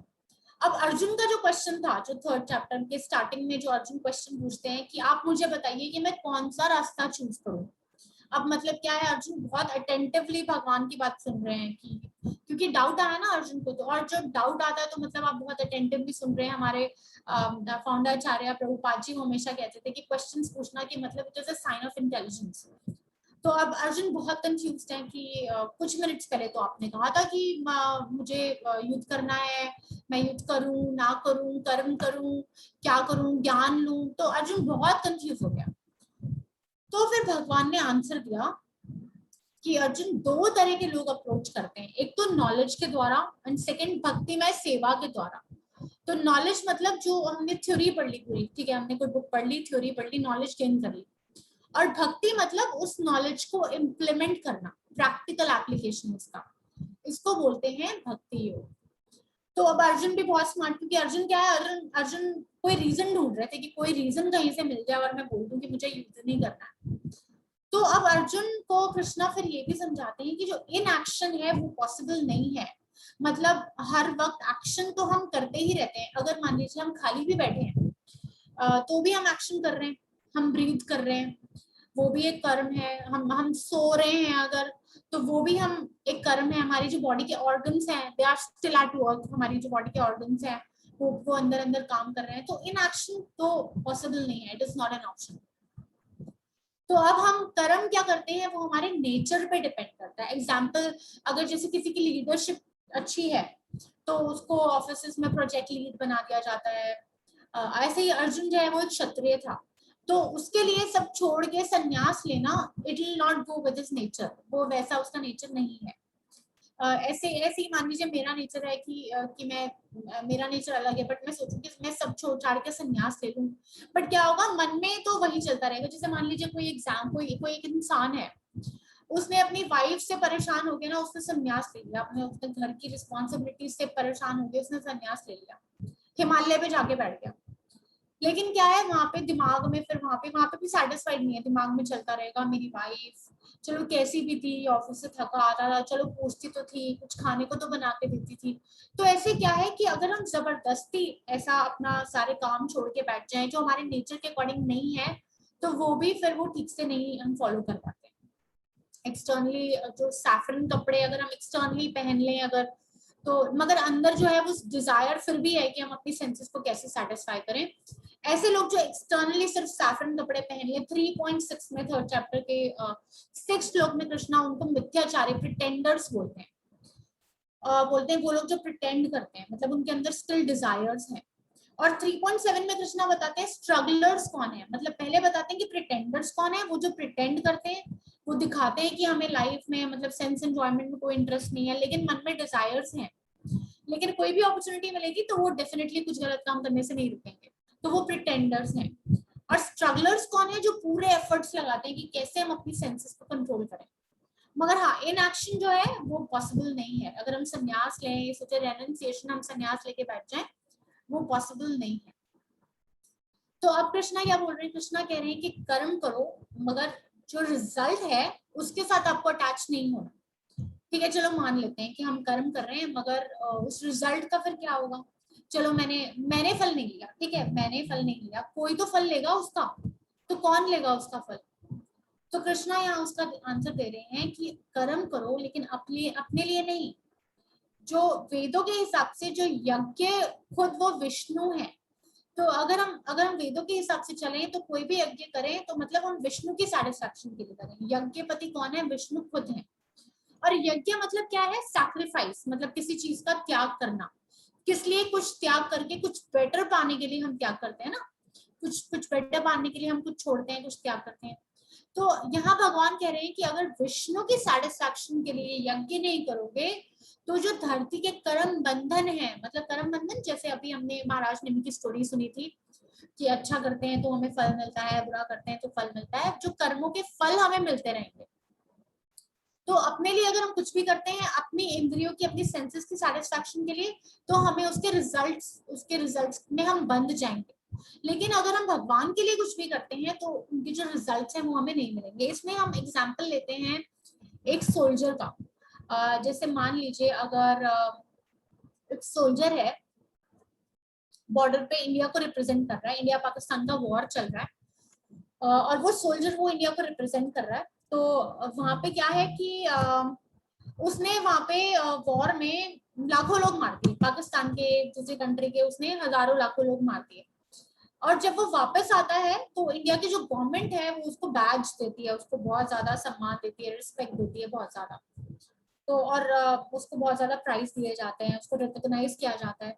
लेकिन अगर वही जो सोल्जर है, अगर मान लीजिए वो छुट्टी पे चल रहा है, वो अपने वेकेशन पे है और छुट्टी पे वो उसकी पर्सनली किसी से लड़ाई हो जाती है और वो उससे एक मर्डर हो जाता है, वो किसी का खून कर देता है अगर मान लीजिए, तो उसी सोल्जर को क्या होगा कि उसको फिर उसकी पनिशमेंट मिलेगी, हो सकता है फांसी की सजा भी मिल जाए, तो वो पनिशमेंट उसको मिलेगी। तो दोनों में डिफरेंस क्या है? कोई बताना चाहेगा दोनों में डिफरेंस क्या है? ऐसा क्यों कि वो सोल्जर जो है एक जगह पे उसको इतना 1000 लोग मार दिए और उसको इनाम मिल रहा है, दूसरी जगह उसको जो उसी चीज की एक जना मारा सिर्फ उसको उसका फल मिल रहा है नेगेटिव? कोई बताना चाहेंगे? हरे कृष्णा। Yes charge. हाँ, क्योंकि वो जो कर्म कर रहा है या उसने सोल्जर ने जो बॉर्डर पे लोगों को मारा, वो गवर्नमेंट के लिए मारा, अपने देश के लिए मारा, और जो उसने बॉर्डर से अलग जिससे मारा तो वो पर्सनली। तो इसी तरीके से जैसे आप बता रहे हो कि हमें कर्म भगवान के लिए करना चाहिए, यदि हम, तो वो अगर हम अर्जुन के अगर हम उदाहरण लेके समझते हैं, तो वो युद्ध जो करेंगे तो भगवान के लिए उन्हें करना चाहिए, अपने सेल्फ डिजायर के लिए नहीं। बिल्कुल बिल्कुल एग्जैक्टली। आदित्य जी कह रहे हैं इंटेंशन, हाँ इंटेंशन उसका क्या था? स्नेह वीरेंद्र कह रहे हैं ड्यूटी पर्सनल इंटरेस्ट, हाँ। रुचि कह रहे हैं उसने खुद के लिए कर्म किया और दूसरा था एज अ ड्यूटी, बिल्कुल। तो यही है इसका, बिल्कुल ठीक है। पहले क्या था, जब वो सोल्जर बनके जब वो हजारों लोगों को मार रहा था, तब वो इंडिया को रिप्रेजेंट कर रहा था। उसको किसने ऑथराइज किया था? उसको इंडिया की गवर्नमेंट ने ऑथराइज किया था कि तुम जाओ और जाके we give you this authority कि तुम जाके मारो। लेकिन सेकेंड टाइम में क्या था, वो अपने घर पे था और उसने अपने पर्सनल इंटरेस्ट के लिए, उसने जो भी गलत काम किया, उसने किसी को मारा, वो उसने अपने पर्सनल इंटरेस्ट के लिए किया। सिमिलरली इसमें भी यही है, अगर हम कृष्णा को रिप्रेजेंट करके अगर हम हर कार्य कृष्णा के लिए करते हैं तो उसका जो फल मिलेगा वो फल हमें नहीं मिलता है। लेकिन अगर कुछ हम अपने पर्सनल इंटरेस्ट के लिए कर रहे हैं तो उसका हमें फल मिलता है। जो कर्मा लेवल पे दोनों काम बिल्कुल सेम है, मतलब कर्म तो सेम था, वहां पे भी उसने खून किया किसी का, वहां पे भी उसने लोगों को मारा, लेकिन जो है उसमें उसमें जो डिफरेंस क्या है वो ये है कि कर्म वो किया किसके लिए जा रहा है। सिमिलरली अगर हम अपने आप को देखें, जैसे मान लीजिए हम सुबह ऑफिस जाते हैं, सुबह तैयार होके अपने लिए तैयार हो रहे हैं और मतलब मन में ये रखे वाह देखो मेरी ड्रेस कितनी अच्छी लग रही है, वाह मेरे शूज कितने मैच कर रहे हैं मेरी ड्रेस के साथ, बहुत देर लगाई तैयार होने में, खुद को शीशे के सामने देख के ऐसे निहार के। So this act of getting ready, ये एक्ट जो है अपने लिए कर रही हूँ ना, it is binding me. Same अगर ये सोच के मैं तैयार हूँ कि ये जो बॉडी है ये कृष्णा ने दी है, चलो इस बॉडी को तैयार करते हैं, चलो इसको अच्छे कपड़े पहनाते हैं, चलो तिलक लगाते हैं, तैयार होके कृष्णा के सामने जाएंगे मंदिर में, तो कृष्णा कितने खुश होंगे कि देखो मेरे डिवोटी कितना अच्छा लग रहा है, मुझे वैष्णव रूप में देख के कृष्णा कितने खुश होंगे, भगवान कितने खुश होंगे। तो ये इस तरह से डिफरेंस है, ये थॉट में हमारी डिफरेंस है। और सिमिलरली यही अगर हम ऑफिस जा रहे हैं, अर्न कर रहे हैं, ये सोचने लगे कि देखो मैं अपनी फैमिली को मेंटेन करने के लिए अर्न कर रहा हूँ, वही अगर एक जो डिवोटी है वो ऑफिस जाते हैं मगर उनका जो भाव है, सोच वो ये है कि Krishna is the owner of this house, ये घर मेरा नहीं है, ये कृष्णा का है, भगवान ने सिर्फ मुझे रहने के लिए दिया है ये घर। और जो सोल्स है इस घर में, जैसे मेरा जो बच्चा है, मेरा हस्बैंड है, मेरी जो फैमिली है, ये जो सोल्स हैं जितनी भी हैं, ये भगवान ने इन सोल्स को मेरे पास भेजा है ताकि मैं इनका ध्यान रख सकूं। तो ये बहुत बड़ा डिफरेंस है। इससे क्या होगा, हमारी अगर हमारे ये भाव रहते हैं तो जो कर्म हम करेंगे उनके उनके बंधन में हम बंधेंगे नहीं। ऐसे ही हर चीज हम मतलब हर एक एक्टिविटी के लिए हम चेक कर सकते हैं कि हम कौन सी एक्टिविटी अपने पर्सनल इंटरेस्ट के लिए कर रहे हैं और कौन सी एक्टिविटी जो है वो हम भगवान के लिए कर रहे हैं। फिर आगे चल के भगवान जो है वो देवता और मनुष्य के बीच का सदा भाव, मतलब जो हार्मनी है, मतलब हंसी खुशी रहना, उसके बारे में बता रहे हैं। तो कैसे रह सकते हैं अच्छे से देवी देवता और मनुष्य, तो ये भगवान बता रहे हैं। ये जो देवी देवता है, फर्स्ट ऑफ ऑल अगर हम समझें कि ये देवी देवता जो है ये कौन है, जैसे मान लीजिए इंद्र है, इंद्र ये कौन है, ये जो स्वर्ग लोक के जो हेड है इंद्र, ये कौन है? तो इंद्र जो है वो उनका नाम नहीं है, इंद्र एक पोजीशन है, इंद्र एक पोस्ट है। जैसे कि अगर हम मान लो किसी ऑफिस में जाते हैं, पानी के ऑफिस में जाते हैं, तो वहां के जो हेड हैं, जो मैनेजर हैं, वो बदलते रहते हैं ना, तो वैसे ही ये इंद्र जो है ये एक पोजीशन है और वो जो जो पोजीशन ऑक्यूपाई करेंगे वो बदलते रहते हैं। और ये जितने भी देवी देवता हैं, ये जितने भी देवी देवता हैं, ये सारे एडमिनिस्ट्रेटर्स हैं और ये भगवान के कहे अनुसार कार्य करते हैं। इनको एक एक डिपार्टमेंट दे दिया गया है संभालने के लिए, जो देवी देवता हैं। और भगवान क्या बताते हैं, जो देवी देवता हैं ये जब प्रसन्न होंगे कैसे, यज्ञ से, मतलब जब हम मनुष्य लोग हम यज्ञ करेंगे तो ये देवी देवता क्या है, ये प्रसन्न होंगे और बदले में ये हम मनुष्यों को प्रसन्न करेंगे। जैसे कि आप अगर हम इसमें एग्जाम्पल लें, इंडियन गवर्नमेंट का अगर हम एग्जाम्पल लें, तो गवर्नमेंट के भी बहुत सारे डिपार्टमेंट हैं। इंडियन गवर्नमेंट के अलग अलग सेक्शंस बने हुए हैं, जैसे कि डिफेंस डिपार्टमेंट है, जो सिटीजन्स के लिए बनाया जाता है, जो अलग एजुकेशन डिपार्टमेंट है, फाइनेंस डिपार्टमेंट है, अलग अलग डिपार्टमेंट्स हैं। और हम जो है सिटीजन्स, हम जो आम नागरिक, आम जनता जो है, हम सिटीजन्स, हम कैसे हेल्प करते हैं गवर्नमेंट की? हम टैक्स पे करके हेल्प करते हैं। अपने जो हम बिल्स हैं वो टाइम से हम पे करके गवर्नमेंट को हम हेल्प करते हैं। तो उसमें क्या है, गवर्नमेंट बदले में क्या करती है, वो हम लोगों की जो जरूरतें हैं, नीड्स हैं, उनको पूरा करती है। ऐसे ही जो पूरा ब्रह्मांड है, इसको चलाने के लिए 33 करोड़ देवी देवता हैं, ताकि ये पूरा ब्रह्मांड अच्छे से चल सके। जैसे मान लीजिए हम अगर जो खाते हैं, हम अगर कुछ खाते हैं तो डाइजेस्ट करते हैं, उसमें जो अग्नि है उसके अलग इंचार्ज हैं। अगर मैं आइस ब्लिंक कर रही हूँ, अभी जो मैं बोल रही हूँ, हाथ हिला रही हूँ, हर चीज के अलग इंचार्ज हैं। ऐसे नहीं सिर्फ शरीर के पार्ट्स को, अंगों को चलाने के लिए नहीं, बल्कि हर एक चीज के लिए, जैसे सूर्य देव हैं, चंद्र देव हैं, वरुण देव हैं, वायु देव हैं, इंद्र देव हैं बारिश के लिए, या सभी देवताओं के जो हेड हैं। तो इतने सारे देवी देवता, ये अलग अलग डिपार्टमेंट्स का ध्यान रखते हैं। और जैसे हम इंडियन गवर्नमेंट को टैक्स देते हैं, वैसे ही हमें इन देवी देवताओं को भी उनका शेयर देना होता है। और वो शेयर क्या है, उसको यज्ञ बोल रहे हैं। अब जैसे गवर्नमेंट जो है वो हम सिटीजन्स की जो नीड्स है उसको पूरा करती है, वैसे ही देवी देवता जो है हमारी नीड्स को पूरा करते हैं। जैसे टाइम से बारिश देना, सीजन्स ऑटोमेटिकली टाइम से चेंज हो जाते हैं, धूप देना हर टाइम, ये जो आपस का समझौता, हार्मनी आपस की, यही है। लेकिन क्या है, आप मान लीजिए अगर एक छोटा बच्चा है, वो अगर घर में टैप चलाता है, नल चलाता है घर का, उसमें पानी आ रहा है, तो वो क्या सोचेगा बच्चा, तो ये सोचेगा ये पानी तो इसमें आता रहता है हर टाइम। लेकिन उसको नहीं पता कि ये पानी क्यों आ रहा है, कैसे आ रहा है, क्योंकि उसको उसके हिसाब से तो टैप से पानी आ रहा है। लेकिन जो बड़े समझदार लोग हैं, उनको तो पता है कि पानी इसलिए आ रहा है क्योंकि हमने बिल पे किया है। और जो अगर हम हमारे घर में अगर इलेक्ट्रिसिटी आ रही है, अभी लाइट जल रही है, तो वो इसलिए क्योंकि हमने इलेक्ट्रिसिटी का बिल पे किया है, बिजली का बिल हमने पे किया है। तो ऐसे ही कुछ लोग सोचते हैं कि सब कुछ अपने आप हो रहा है, अपने आप रोशनी मिल रही है, ऑक्सीजन मिल रही है। ऐसा नहीं है। जो देवी देवता हैं उनको भी उनका शेयर हम देते हैं। और देवी देवता के ऊपर कौन है? विष्णु है। विष्णु है, उनके ऊपर कृष्णा है। और जो हर चीज अल्टीमेटली जो है वो कृष्णा से आ रही है, कृष्णा के थ्रू, इन देवी देवताओं के थ्रू वो हम तक आ रही है। ये जो देवी देवता है ये सिर्फ एक माध्यम है, एक जरिया है। बट ये देवी देवता हम लोगों से तो डेफिनेटली बहुत महान है, हम लोगों से बहुत ऊपर है, लेकिन ये सुप्रीम नहीं है। सुप्रीम कौन है? वो जो है भगवान है। और क्या बता रहे हैं इसमें कि जो यज्ञ है, जो यज्ञ किस लिए किया जाता है? जो यज्ञ पुरुष के लिए किया जाता है। और यज्ञ पुरुष कौन है? जो भोक्ता है, अल्टीमेट बेनिफिशियरी है, वो भगवान खुद है। भगवान, अभी हम आगे चल के पढ़ेंगे 5th चैप्टर के 29 श्लोक में भगवान बोलते हैं, भोक्तारम यज्ञ तपसा, मतलब जो भगवान श्री कृष्ण स्वयं सभी प्रकार के यज्ञों के भोक्ता हैं, भगवान स्वयं। तो भगवान बताते हैं कि यज्ञ करने से जो देवी देवता हैं वो प्रसन्न होते हैं, और बदले में वो जो मानव हैं उनको संपन्न रखते हैं। मतलब ये इंडिविजुअल जो आपस की जो हार्मनी है।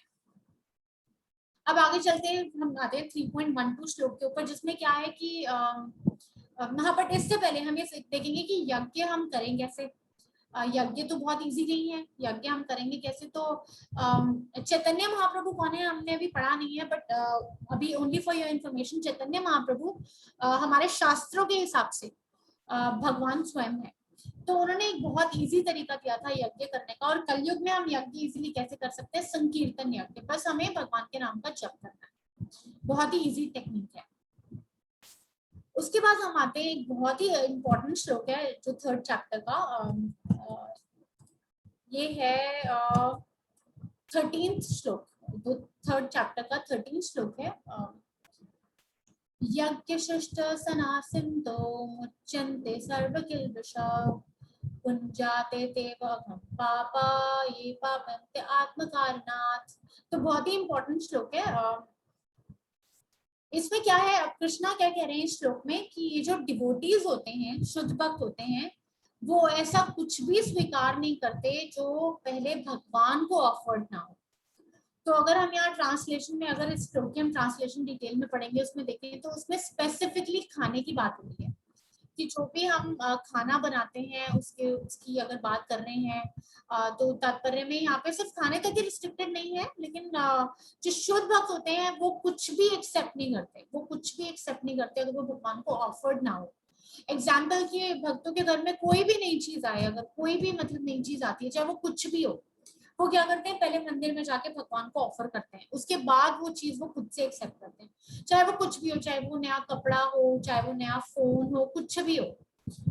और ऐसे क्यों करना है? कृष्ण सेकंड लाइन में क्या बता रहे हैं, मुच्यन्ते सर्व किल्बिषा, मतलब मुच्यन्ते मतलब फ्री हो जाएंगे, आजाद हो जाएंगे, किससे? सर्व किल्बिषा मतलब सारे पापों से। क्यों? अब वो, क्योंकि क्या होता है, जो भी चीज हम ऑफर करते हैं वो हर चीज जो है प्रसाद बन जाती है, और प्रसाद क्या है? भगवान की कृपा है। बट यहाँ हम खाने की बात क्यों कर रहे हैं? स्पेशली क्योंकि खाना जो है वो एक ऐसी चीज है जो दिन में लोग 2-3-4 बारी भी खाते हैं, और वो हमें हेल्दी रखता है, स्वस्थ रखता है। तो अगर प्रसाद की बात की जाए तो लोग सोचते हैं वो प्रसाद होता है कौन सा, जो मंदिर से मिलता है वो प्रसाद होता है, थोड़ा सा हलवा या कुछ भी मंदिर से मिला तो वो प्रसाद होता है। लेकिन प्रसाद हर वो चीज है जो पहले भगवान को ऑफर की जाती है, उसको प्रसाद कहते हैं। जो उसके रेमिनेंट्स है, जो रिमेन्स है, वो हम एक्सेप्ट करते हैं, वो चीज प्रसाद होती है। अब जो सिंपल से मटेरियल खाना जो हम फूड खाते हैं, मटेरियल खाना जो हम खाते हैं, जो हम खाना भी खाते हैं ना, उसमें भी कितने ज्यादा कर्मास एडेड होते हैं। मतलब देखा जाए तो जैसे जो खाना होता है, जो जो जो उस बीज को बोता है, जो किसान उस बीज को बोता है, उससे लेकर जो जब फसल बड़ी होती है उसमें जो पेस्टिसाइड्स चलते हैं या उसमें जो भी ट्रीटमेंट होता है, उसके बाद फसल कोई और काटता है, फसल काटने के बाद वो फसल वो जो है पैक होती है बोरियों में, फिर आके डीलर्स के पास आती है, फिर वो अल्टीमेटली दुकानदारों से पता नहीं कहाँ से अल्टीमेटली हमारे पास आती है। तो इस पूरे प्रोसेस में क्या होता है कि जितने भी लोग बीच में होते हैं, सबका जो है कर्मा उसमें ऐड हो जाता है, सबका जो कर्मा है वो उसमें ऐड हो जाता है। और मोस्टली बुरा कर्मा, जो भी कोई कुछ कर रहा है वो उसमें, जो हम खाना खाते हैं वो उसमें ऐड हो जाता है। तो ये जो सिंपल सा मटेरियल फूड है, जो खाना है, इसको हम कैसे स्पिरिचुअल बना सकते हैं? तो इसमें क्या है, जैसे अगर हम, बहुत सिंपल है, हमारे जो भाव है उन पर डिपेंड करते हैं। जैसे अगर हम मार्केट जाते हैं, वहां जाके हमने जैसे आम देखे, बहुत आम है, बहुत अच्छे अच्छे आम है वहां पे, तो हमने क्या चेतना ये रखी, हमने ये भाव रखा कि चलो ठीक है, हम कान्हा के लिए लेते हैं। तो उस तरह से जो ये सिंपल फूड है, अगर हम भगवान के लिए लें उसको, भगवान के लिए अगर हम भगवान को ऑफर करें, और 9th चैप्टर में हम पढ़ेंगे 26 श्लोक में भगवान क्या बोलते हैं कि पत्रम पुष्पम फलम तोयम, मतलब उनकी कोई ऐसे कुछ नहीं है, पत्र पुष्प फल और जल, मतलब हम ये भगवान को ऑफर करते हैं। जो भी वेजिटेरियन फूड है, सिंपल सा फूड है, तो उसको हम भगवान को ऑफर कर सकते हैं। और क्या सोच हम ये रखते हैं कि जब हम बना रहे होते हैं कि हम कृष्णा के लिए बना रहे हैं, जो भाव है वो हमारा ये है कि हम भगवान के लिए बना रहे हैं, जो supreme personality of God head है, मतलब हमें उनके लिए बनाने का मौका मिल रहा है। तो एकदम सफाई रखते हुए प्रॉपर्ली हम भगवान के लिए, जो अलग से कुछ बर्तनों में अगर हम कुक करते हैं, जो बनाते हैं भगवान के लिए, पूरी थाली बनाते हैं। अभी मैं आपको एक वीडियो दिखाऊंगी छोटी सी, जिसमें आप देखेंगे कैसे कि भगवान के लिए थाली बनाई जा रही है, साफ सफाई से। उसमें जो है हर एक जो पकवान बनाया गया है उसमें उन्होंने तुलसी लीफ रख दी है, या आप एक मंजरी रख सकते हैं रोटी पे, सब्जी पे, पानी में, और वो कैसे आप प्लेट सजा के भगवान को ऑफर कर सकते हैं। और उससे क्या होता है कि जो जो ये खाना है, जो मटेरियल खाना है कॉमन सा, वो खाना जो है स्पिरिचुअल हो जाता है। तो एक बार मैं आपको वो वीडियो दिखाती हूँ, शेयर करती हूँ।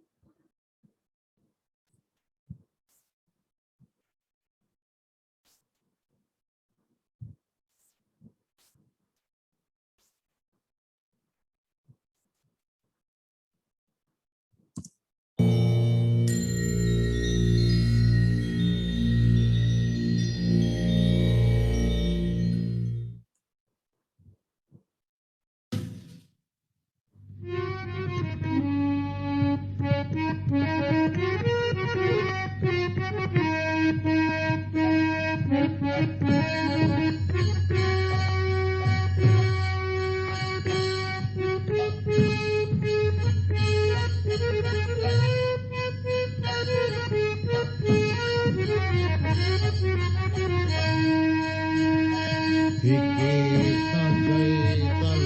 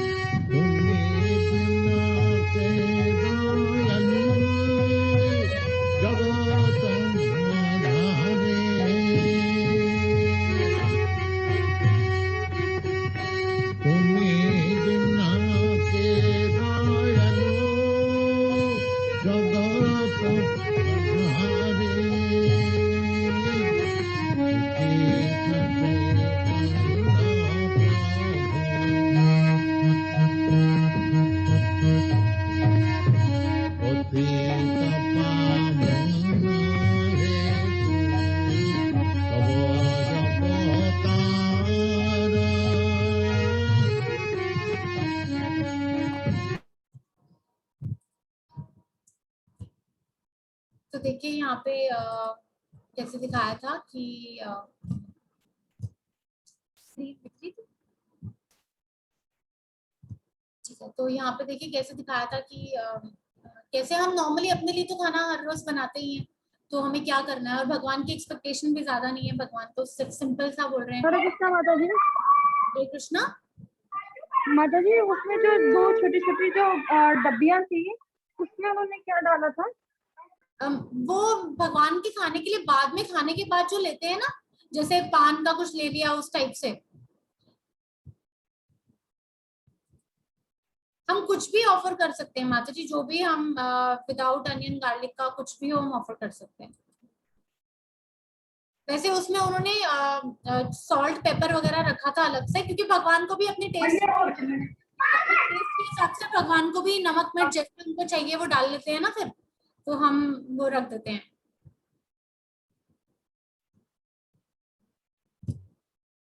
ठीक है, तो देखिए कितने सिंपल से तरीके से जो भी हम खाते हैं हम वो ऑफर करते हैं भगवान को। कुछ हमें ऐसा नहीं कि कोई बहुत हाई फाई खाना अलग से बनाना है, हम सिंपल जो भी हमारी डेली का खाना होता है हम वो ऑफर करते हैं। और किस लिए क्या कह रहे हैं भगवान यहाँ पे, भगवान की एक्सपेक्टेशन भी ज्यादा नहीं है, बस वो अगर हम जो है, अगर मान लीजिए अगर हम दूध के साथ फ्रूट का भोग लगा देंगे भगवान वो भी प्रसन्न होकर ग्रहण करेंगे, वो हमारे भाव पे डिपेंड करता है कम्प्लीटली। और क्या है कि अगर हम ये सब नहीं करते हैं, अगर हम ऑफर करके नहीं खाते हैं, तो क्या कर रहे हैं हम, सिर्फ अपनी सेंसेस की सेटिस्फैक्शन के लिए हम खा रहे हैं। अगर हम अपनी सेंसेस को सेटिस्फाई करने के लिए क्या खा रहे हैं, तो क्या है अगम पापम, कि हम क्या कर रहे हैं, हम पाप खा रहे हैं। बहुत ही स्ट्रॉन्ग वर्ड यूज किया है कृष्णा ने यहाँ पे कि हम पाप खा रहे हैं। अगर हम भोग लगा के नहीं खाते हैं तो जो भी हम खा रहे हैं वो हम पाप खा रहे हैं। ये बहुत ही इंपॉर्टेंट और अच्छा श्लोक है थर्ड चैप्टर का। तो नेक्स्ट श्लोक जो है उसमें कृष्णा क्या बताते हैं कि जो यज्ञ पुरुष हैं, भोक्ता राम है भगवान खुद, जो भगवान कृष्ण है, उन्होंने क्या है सब देवी देवताओं की ड्यूटी लगा रखी है कि कौन क्या करेगा। तो अगर हम कृष्णा की पूजा करते हैं, अगर हम भगवान की पूजा करते हैं, तो जो बाकी देवी देवता हैं वो सब ऑटोमेटिकली सेटिस्फाई हो जाते हैं। इसमें अगर क्या है कि जैसे अगर हम पेट को खाना दे रहे हैं तो हमें अलग से हाथ को फीड करने की जरूरत नहीं है, पैर को फीड करने की जरूरत नहीं है। पेट से जो खाना है वो इक्वली हर जगह डिस्ट्रीब्यूट हो जाता है। जैसे हम पेड़ की जड़ को पानी दे रहे हैं तो हमें लीव्स को अलग अलग से पानी देने की जरूरत नहीं है। जड़ में पानी दे दिया, वो जड़ की रिस्पॉन्सिबिलिटी, अपने आप सारी लीव्स को पोषण मिल जाएगा, न्यूट्रिशन मिल जाएगा। तो बिल्कुल वैसे ही अगर हम कृष्णा को सेटिस्फाई करते हैं तो हमें अलग से किसी को भी सेटिस्फाई करने की जरूरत नहीं है। तो अब अगले श्लोक में भगवान क्या बोलते हैं, यहाँ बात हो रही है वेदों के हिसाब से कार्य किया जाना चाहिए और वो सकर्म है, ये हम पहले भी पढ़ चुके हैं। तो भगवान बोलते हैं कि जो भी फॉलो नहीं करता है, this who does not follow in human life the cycle of sacrifice, यज्ञ जो नहीं करता है, एस्टैब्लिश बाय द वेदास, जो भी वेदों के हिसाब से सैटिस्फाई अगर सैक्रिफाइसेस नहीं करता है, certainly leads a life full of sin, मतलब उसकी जो लाइफ है पूरी it is full of sin. अगर वो स्क्रिप्चर्स को फॉलो नहीं करता है, जो वेदा में लिखा है वो फॉलो नहीं करता है। जैसे अगर हम किसी से पूछें कि लाइफ का आपका पर्पस क्या है, आप लाइफ में क्या करना चाहते हो, तो बहुत लोग बोलेंगे कि हम अच्छे पैसे कमाना चाहते हैं, कोई बोलेगा कि मैं डॉक्टर बनना चाहती हूँ, मैं बहुत, मतलब जो भी चीज वो बोलेंगे वो चीज ऐसी है कि जो उनके सेंसेस को सेटिस्फाई करे, वो एंजॉय और ज्यादा कर पाए, लाइफ को और ज्यादा एंजॉय कर पाए। लेकिन किसी को यज्ञ के बारे में कुछ नहीं पता है। क्या है कि सबको सिर्फ ये पता है कि हमें अपनी सेंसेस को कैसे सेटिस्फाई करना है। तो यहाँ बताया जा रहा है कि अगर जो लाइफ में अगर हम वो लाइफ जो सिर्फ हम सेंस ग्रेटिफिकेशन के लिए जीते हैं, वो कंप्लीटली सिंस, पापों से भरी हुई है, क्योंकि उसमें क्या है, हम अपने जो कर्म के बंधनों में फंसे जा रहे हैं, हम उसमें बिल्कुल घुसते जा रहे हैं। नेक्स्ट के जो 5 श्लोक हैं 20 से 25 से लेकर 20 to 25, उसमें कृष्णा अर्जुन को 2 बहुत ही अच्छे एग्जाम्पल देंगे कि कृष्णा जो है वो चाहेंगे कि अर्जुन क्या करे। जैसे एग्जाम्पल, अगर मान लीजिए मुझे अगर अपनी डॉटर को बताना है कि अगर कुछ पर्टिकुलर काम करवाना है, तो मैं बेसिकली उसको एग्जांपल दूंगी कि अरे वो तो इतना अच्छा काम ऐसे करता है, आप ऐसे क्यों नहीं करते। तो नॉर्मली भी ऐसे ही होता है कि अगर हम किसी का नाम लेके अगर हम किसी को बता रहे हैं एग्जांपल देके, तो मतलब क्या है कि उन्होंने ये काम किया था and they were very successful, उनको बहुत अच्छा रिजल्ट मिला था, तो why don't you also try, आप भी ये तरीका यूज करो। तो भगवान 2 बहुत अच्छे एग्जाम्पल्स दे रहे हैं। सबसे पहले एग्जाम्पल दे रहे हैं भगवान जो है वो जनक महाराज का। जो जनक महाराज कौन थे, याद है किसी को, कोई बताएंगे जनक महाराज कौन थे?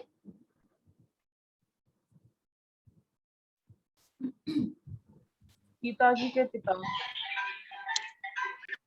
तो पहला एग्जांपल दे रहे हैं, सीता होता है फादर जी, तो उनका एग्जांपल दे रहे हैं सीता माता के पिता का, कि बता रहे हैं जो सीता देवी के फादर।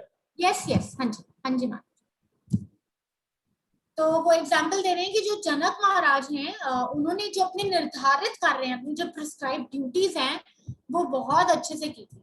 मतलब उन्होंने क्या किया था, जो भी प्रिस्क्राइब ड्यूटीज थी वो बहुत अच्छे से करते थे। उनका जो राज्य था, उनकी किंगडम थी, वो राज्य बहुत अच्छे से चल रहा था, प्रजा बहुत ज्यादा खुश थी। जो प्रजा है वो सारे रूल्स फॉलो करती थी, क्योंकि जो राजा है प्रजा फॉलो करती है ना राजा को, तो राजा अगर अच्छे से रूल्स फॉलो कर रहा है तो प्रजा भी मानती है। तो भगवान क्या कहते हैं अर्जुन को कि तुम भी एक महान क्षत्रिय बनो, मतलब तुम एक महान क्षत्रिय हो ऑलरेडी, एक बहुत बड़े धनुर्धर हो। तो अगर तुमने अपने जो निर्धारित कार्य हैं, तुम्हारी जो प्रिस्क्राइब ड्यूटी है एज ए क्षत्रिय, अगर वो तुमने नहीं किए तो तुमने क्या होगा कि लोग जो है वो तुम्हें फॉलो करेंगे। लोगों के लिए तुम्हें एक एग्जाम्पल सेट करना है, तुम्हें एक जो अपनी प्रिस्क्राइब ड्यूटी है वो प्रॉपर्ली करनी है। तो रामायण की अगर हम बात करते हैं तो हम राम जी की बात करते हैं, रावण की बात करते हैं, सीता माता की बात करते हैं, जनक महाराज की बात यूजुअली कोई करता नहीं है। लेकिन शास्त्रों में लिखा है कि जनक महाराज बहुत ही एलिवेटेड थे, मतलब उनका दिन ही शुरू होता था कि भगवत कथा से दिन शुरू होता था, भगवान के नाम से। और वो 12 महाजन में से एक थे। 12 महाजन कौन है? महाजन वो हैं जो भगवान के ऑथराइज्ड जो रिप्रेजेंटेटिव्स हैं, वो महाजन है। जैसे उसमें ब्रह्मा जी आते हैं, शिव जी आते हैं, नारद जी आते हैं, तो ऐसे 12 महाजन है, सुखदेव गोस्वामी, उसमें जनक महाराज भी आते हैं उन 12 महाजन में से। यमराज भी आते हैं, बरी महाराज आते हैं, भीष्म आते हैं, मनु आते हैं, भगवान कपिल आते हैं, 4 कुमार आते हैं, इन सब के बारे में हम बाद में धीरे धीरे बात करेंगे, बट अभी के लिए उन 12 महाजन में जो है जनक महाराज भी आते हैं। तो जनक महाराज जो है उनके गुरु थे, उनके गुरु का नाम था अष्टवक्र। उनके जो गुरु थे, मुनि थे, वो बहुत बड़े साधु थे और इतने एलिवेटेड थे उनके साधु जो गुरु हैं वो भी, लेकिन उनकी जो बॉडी है वो 8 जगह से, उनकी जो शरीर है उनका डिफॉर्म्ड था, मतलब टेढ़ा मेढ़ा था 8 जगह से। तो ऐसा क्यों था? क्योंकि जब वो पैदा होने वाले थे, जो अष्टवक्र मुनि हैं, जब वो पैदा होने वाले थे, जो जनक महाराज के जो गुरु हैं, तो उनके जो पिता हैं वो उनकी माता को जो शास्त्रों का ज्ञान दे रहे थे। तो जो मुनि है वो अंदर माँ के पेट से सब सुन रहे थे, तो उनको ना कुछ गलती लगी कि मेरे पिता ने कुछ गलती की, तो उन्होंने करेक्ट करने की कोशिश की। तो बहुत ज्यादा गुस्सा आया उनके पिता को और उनको शाप दे दिया कि तुम्हारी जो बॉडी है वो डिफॉर्म्ड हो। तो ये अष्टवक्र मुनि एक बार महाराज जनक के सभा में गए, तो लोग इनको देख के हंसने लगे कि वो इतने डिफॉर्म्ड हैं, ऐसे टेढ़े मेढ़े होकर चल रहे हैं। तो जो बहुत ज्यादा गुस्सा आ गया अष्टवक्र मुनि को, तो उन्होंने वो वहां से जो है वो बहुत नाराज होकर चले गए और जनक महाराज को बोला कि ये कॉबलर्स की सभा है क्या यार? दीज और कॉबलर्स मतलब मोची। मोची क्यों? क्यों जो कॉबलर होता है वो मतलब जो है जूते के स्किन को देख के जज करता है कि कौन कैसा है, मतलब उसके लेदर को, स्किन को, चमड़े को देख के जज करता है कि कौन कैसा है। तो जनक महाराज बहुत ही मतलब दुखी हुए कि उनके साथ ऐसा बिहेवियर हुआ। तो जनक महाराज ने उनसे बहुत माफी मांगी, बट अल्टीमेटली फिर उन्होंने जनक महाराज ने पूछा कि आप मुझे बताइए कि मैं कैसे ये जो मटेरियल, जो मेरी अटैचमेंट्स है उनसे कैसे मैं मतलब डिटैच हूँ, उनसे मैं मुक्त कैसे हूँ। तो मुनि जो है वो जवाब दिए बिना वहां से, अष्टवक्र मुनि वहां से चले गए, एकदम बिल्कुल भाग गए वहां से और भाग गए, सब लोग उनके पीछे पीछे गए। तो उन्होंने देखा कि मुनि जो है वो एक पेड़ को जैसे गले लगा के खड़े हो गए, पेड़ को ऐसे गले लगा के चिल्ला रहे हैं बहुत जोर से, मुझे छोड़ दो, मुझे छोड़ दो। तो लोग जो है वो हंसने लगे, मगर जनक महाराज को 1 मिनट में वो मैसेज समझ में आ गया कि वो क्या मैसेज देना चाह रहे हैं। कि वो ये मैसेज देना चाह रहे थे, जो भौतिक आसक्तियां हैं, जो मटेरियल अटैचमेंट्स हैं, ये ऐसी ही है कि हमने इनको पकड़ रखा है, मगर हमें ऐसा लगता है, हम ऐसे बोलते हैं कि उन्होंने हमें पकड़ रखा है अटैचमेंट्स ने, मगर हम उनको छोड़ना नहीं चाहते। तो फिर जनक महाराज ने पूछा कि मैं क्या करूं? ठीक है, मैं सब कुछ छोड़ छाड़ के मैं चला जाता हूँ। तो उनको बोला कि नहीं, जो उनके मुनि हैं, उनके जो गुरु हैं, उन्होंने बोला कि नहीं, स्पिरिचुअलिटी जो है, आध्यात्मिकता जो है वो डेफिनेटली सबसे इम्पोर्टेंट है, लेकिन प्रिस्क्राइब ड्यूटीज को छोड़ के नहीं जा सकते। तो जनक महाराज ने पूरी लाइफ टाइम फिर ढंग से अपनी प्रिस्क्राइब ड्यूटीज की। तो कैसे भगवान यहाँ पे एग्जाम्पल देते हैं जनक महाराज का। उसके बाद भगवान क्या बताते हैं कि जो लीडर होता है उसको लोग फॉलो करते हैं। तो अगर हम आज भी देखें, जो श्रीला प्रभुपाद है, हमारे जो फाउंडर आचार्य हैं, तो वो क्या बताते थे कि जो लीडर का जो आचार है उससे ही प्रचार है। मतलब अब जैसे कि शास्त्रों में हमें कुछ नहीं पता था, शास्त्रों में क्या लिखा है, लेकिन प्रभुपाद जी ने अपनी बुक्स में, हम पढ़ते हैं, इतना इजीली हर चीज समझाई हुई है कि शास्त्रों में क्या लिखा है। तो वो सारे ज्ञान तक हम बहुत इजीली अपने हमारे आचार्यास के थ्रू हम वहां पहुंच पाते हैं। तो लोग क्या करते हैं, आचार्यास को फॉलो करते हैं, जो भी आचार्य करेंगे हम उनको फॉलो करेंगे। तो इसमें क्या है, अगर बाय चांस हमारा जो आचार्य है, अगर हमने गलत चूज कर लिया तो हम भी गलत रास्ते पे होंगे। तो आचार्यों को फॉलो करते हैं लोग। और क्या एग्जाम्पल ले सकते हैं, जैसे कि जो भरत हैं, भरत कौन, ये भरत बात हो रही है, जो राम जी के जो छोटे भाई थे भरत, उनका अगर हम एग्जाम्पल लें तो कैसे उन्होंने एग्जाम्पल सेट किया सबके लिए। जो भरत है वो जब राम जी चले गए थे वनवास में, तो उन्होंने क्या किया था, राम जी की जो फुटवेयर पादुका है राम जी की, वो अपने पास रखी थी और वो राम जी के बिहाफ पे रूल करते थे। मतलब एक छोटी सी उन्होंने कुटिया बना ली थी, वहां पे वो रहते थे, राम जी के बिहाफ पे रूल करते थे। जैसे राम जी कपड़े पहनते थे वैसे वो पहनते थे, वैसा ही वो जमीन पे सोते थे। जमीन पे क्या सोते थे, मतलब जमीन के भी 1 फुट अंदर गड्ढा करके वो सोते थे, ताकि उनको कि मैं भगवान के लेवल पे ना सोऊं। और लेकिन जब अयोध्या पे रूल करने की बारी आई, तो जो रूल वो बहुत अच्छे से करते थे। मतलब उन 14 इयर्स में उन्होंने जो अयोध्या की बाउंड्री है वो 4 गुना ज्यादा बढ़ा दी थी। और हर रोज क्या करते थे, रात को जाके जो राम जी की पादुका है उसको जाके अपडेट करते थे कि देखिए मैंने क्या क्या अचीव किया। तो अपनी प्रिस्क्राइब ड्यूटी को बहुत अच्छे से करते थे। तो यहाँ पे जो भगवान है जनक महाराज का एग्जाम्पल देते हैं अर्जुन को कि कैसे हमें अपनी प्रिस्क्राइब ड्यूटी है वो करनी है। अर्जुन क्षत्रिय है तो अर्जुन को अपनी प्रिस्क्राइब ड्यूटी करनी भी बहुत जरूरी है। सेकेंड एग्जाम्पल भगवान क्या देते हैं वो हम नेक्स्ट क्लास में करेंगे कि भगवान सेकेंड एग्जाम्पल क्या देते हैं। अभी आई थिंक माता जी, मीनाक्षी माता जी, आज की क्लास हम यहीं पे क्वेश्चन आंसर्स चाहे तो ले सकते हैं। आप क्या सजेस्ट करते हो? ठीक है, तो अभी 10-12 मिनट्स हैं, अगर कोई क्वेश्चंस हैं तो आप प्लीज पूछ सकते हैं। नेक्स्ट भगवान ने किसका एग्जांपल दिया वो हम कल की क्लास में हम कंटिन्यू करेंगे। 22nd श्लोक से हम कल की क्लास में कंटिन्यू करेंगे। हरे कृष्णा माता जी। हरे कृष्णा।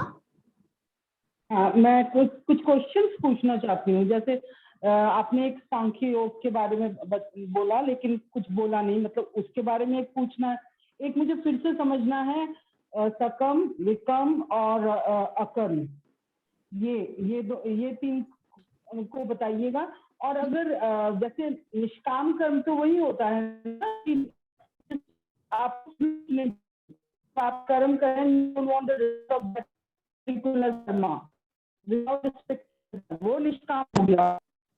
तो अकर्म, सकर्म और विकर्म को एक एक्सप्लेन करिए। एक सांख्य योग, यही हमारा पूरा भगवत गीता है, वो तो सांख्य योग पर है ना, मतलब प्रकृति और पुरुष के ऊपर। यस माता जी। हेलो। यस माता जी, आपकी आवाज थोड़ी कट रही है, बट मुझे आपके क्वेश्चन समझ में आ गए हैं। एक सेकेंड, अभी साफ है? Is that clear now? माता जी, I could understand. Am I clear now? Yes माता जी, I could understand the questions. मैं आई विल रिप्लाई। तो माता जी, आपने दो क्वेश्चंस पूछे हैं। पहले तो आपने पूछा सांख्य योग का। तो सांख्य योग इज द ज्ञान ऑफ आत्मा, जो भगवान ने जो अर्जुन को दिया है सेकंड चैप्टर में। जो 20 श्लोकास हैं, जो 2.11 से 2.30 तक, ऑलमोस्ट 19-20 श्लोकास हैं। तो सांख्य योग जो है वो आत्मा का ज्ञान है मेनली, कि जो आत्मा है। आगे जो है कर्म योग का ज्ञान दे रहे हैं कि हमें कर्म कैसे करना है एंड ऑल दैट। लेकिन जो वो आत्मा के बारे में बता रहे हैं, जैसे जनरली अगर हम देखें, जब मैं अगर अपनी बात करूं, जब मैं भक्ति में नहीं आई थी तो मुझे नहीं पता था कि मैं जो है ये बॉडी हूँ या सोल हूँ, मैं कौन हूँ, मुझे नहीं पता था। तो सिमिलरली हम लोग ना भूल जाते हैं, हम लोग अपने आप को ये बॉडी ही समझने लगते हैं। तो सिमिलरली अर्जुन के साथ भी था, वो अपने आप को सोल नहीं समझ रहा था, वो अपने आप को बॉडी समझ रहा था। तो जब भगवान ने वो ज्ञान दिया, आत्मा का ज्ञान दिया, तो वो दैट इज सांख्य योग। नेक्स्ट आपने क्वेश्चन पूछा, और हाँ, और जो भगवत गीता है वो सारे टॉपिक्स को टच करता है। It does not even only talk about Sankhya Yoga, there is कर्म योग। तो वो हम आगे धीरे धीरे बात करेंगे। अभी हम कर्म योग पे हैं, थर्ड चैप्टर पे। सांख्य योग फोकसेस ओनली ऑन द ज्ञान ऑफ आत्मा। उसके बाद जो आपका नेक्स्ट क्वेश्चन था, कर्म, अकर्म और विकर्म, तो वो मैं एक्सप्लेन करती हूँ। सबसे पहले कर्म क्या है, जो कर्म है, मतलब सकर्म है, वो क्या है? Anything which is done for the satisfaction of our senses, but as per the shastras. मतलब वो हम शास्त्र के हिसाब से करते हैं, लेकिन अपने लिए करते हैं, अपनी इंद्रियों की तृप्ति के लिए करते हैं, अपनी सेंस एंजॉयमेंट के लिए करते हैं। वो है सकर्म। उसमें जो रिजल्ट की जो डिजायर है वो हमें है, मतलब हम चाहते हैं कि हमें फल मिले, हमें रिजल्ट मिले उसका, वो है सकर्म। और वो सकर्म क्यों है? क्योंकि it is as per the shastras. फिर आता है विकर्म। विकर्म क्या है? Vikarma is again we do it for our senses, हमारी सेंसेस को सेटिस्फाई करने के लिए करते हैं हम विकर्म, but it is not authorized by the shastras. Okay, it is not authorized. Example, अगर हम नॉन वेज फूड खाते हैं, इट इज नॉट ऑथराइज्ड। हम किसी को मार के खा रहे हैं, इट इज सिन। तो वो विकर्म है। ठीक है, अगर मान लीजिए कोई किसी को मार देता है, कोई अगर किसी के घर में चोरी करता है, कोई अगर किसी के घर को आग लगा देता है, कोई किसी और की वाइफ को किडनैप कर लेता है, ऐसे मतलब शास्त्रों के हिसाब से बहुत चीजें हैं जो कि अलाउड नहीं है। तो it is not as per the shastra. But हमने वो सब क्यों किया? अगर हमने किसी की प्रॉपर्टी हत्या ली, तो हमने क्यों हत्याई? क्योंकि हमें उसकी प्रॉपर्टी एंजॉय करनी थी, तो हमें अपनी सेंसेस को सेटिस्फाई करना था, तो इसलिए हमने वो जो काम किया वो था विकर्म, उसका हमें बुरा फल मिलेगा। नेक्स्ट जो थर्ड कैटेगरी है वो है अकर्म।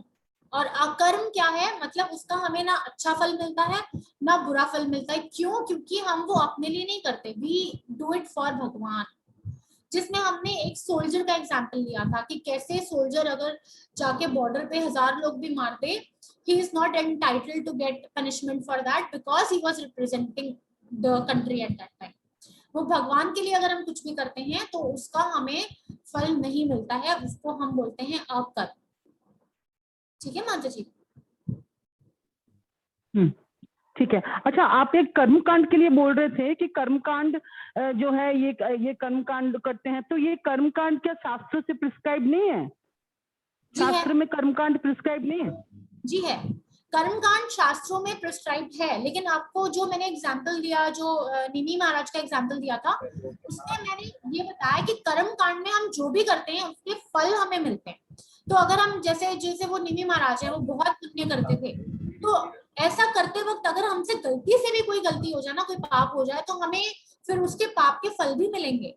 तो karmakand is definitely as per the शास्त्र।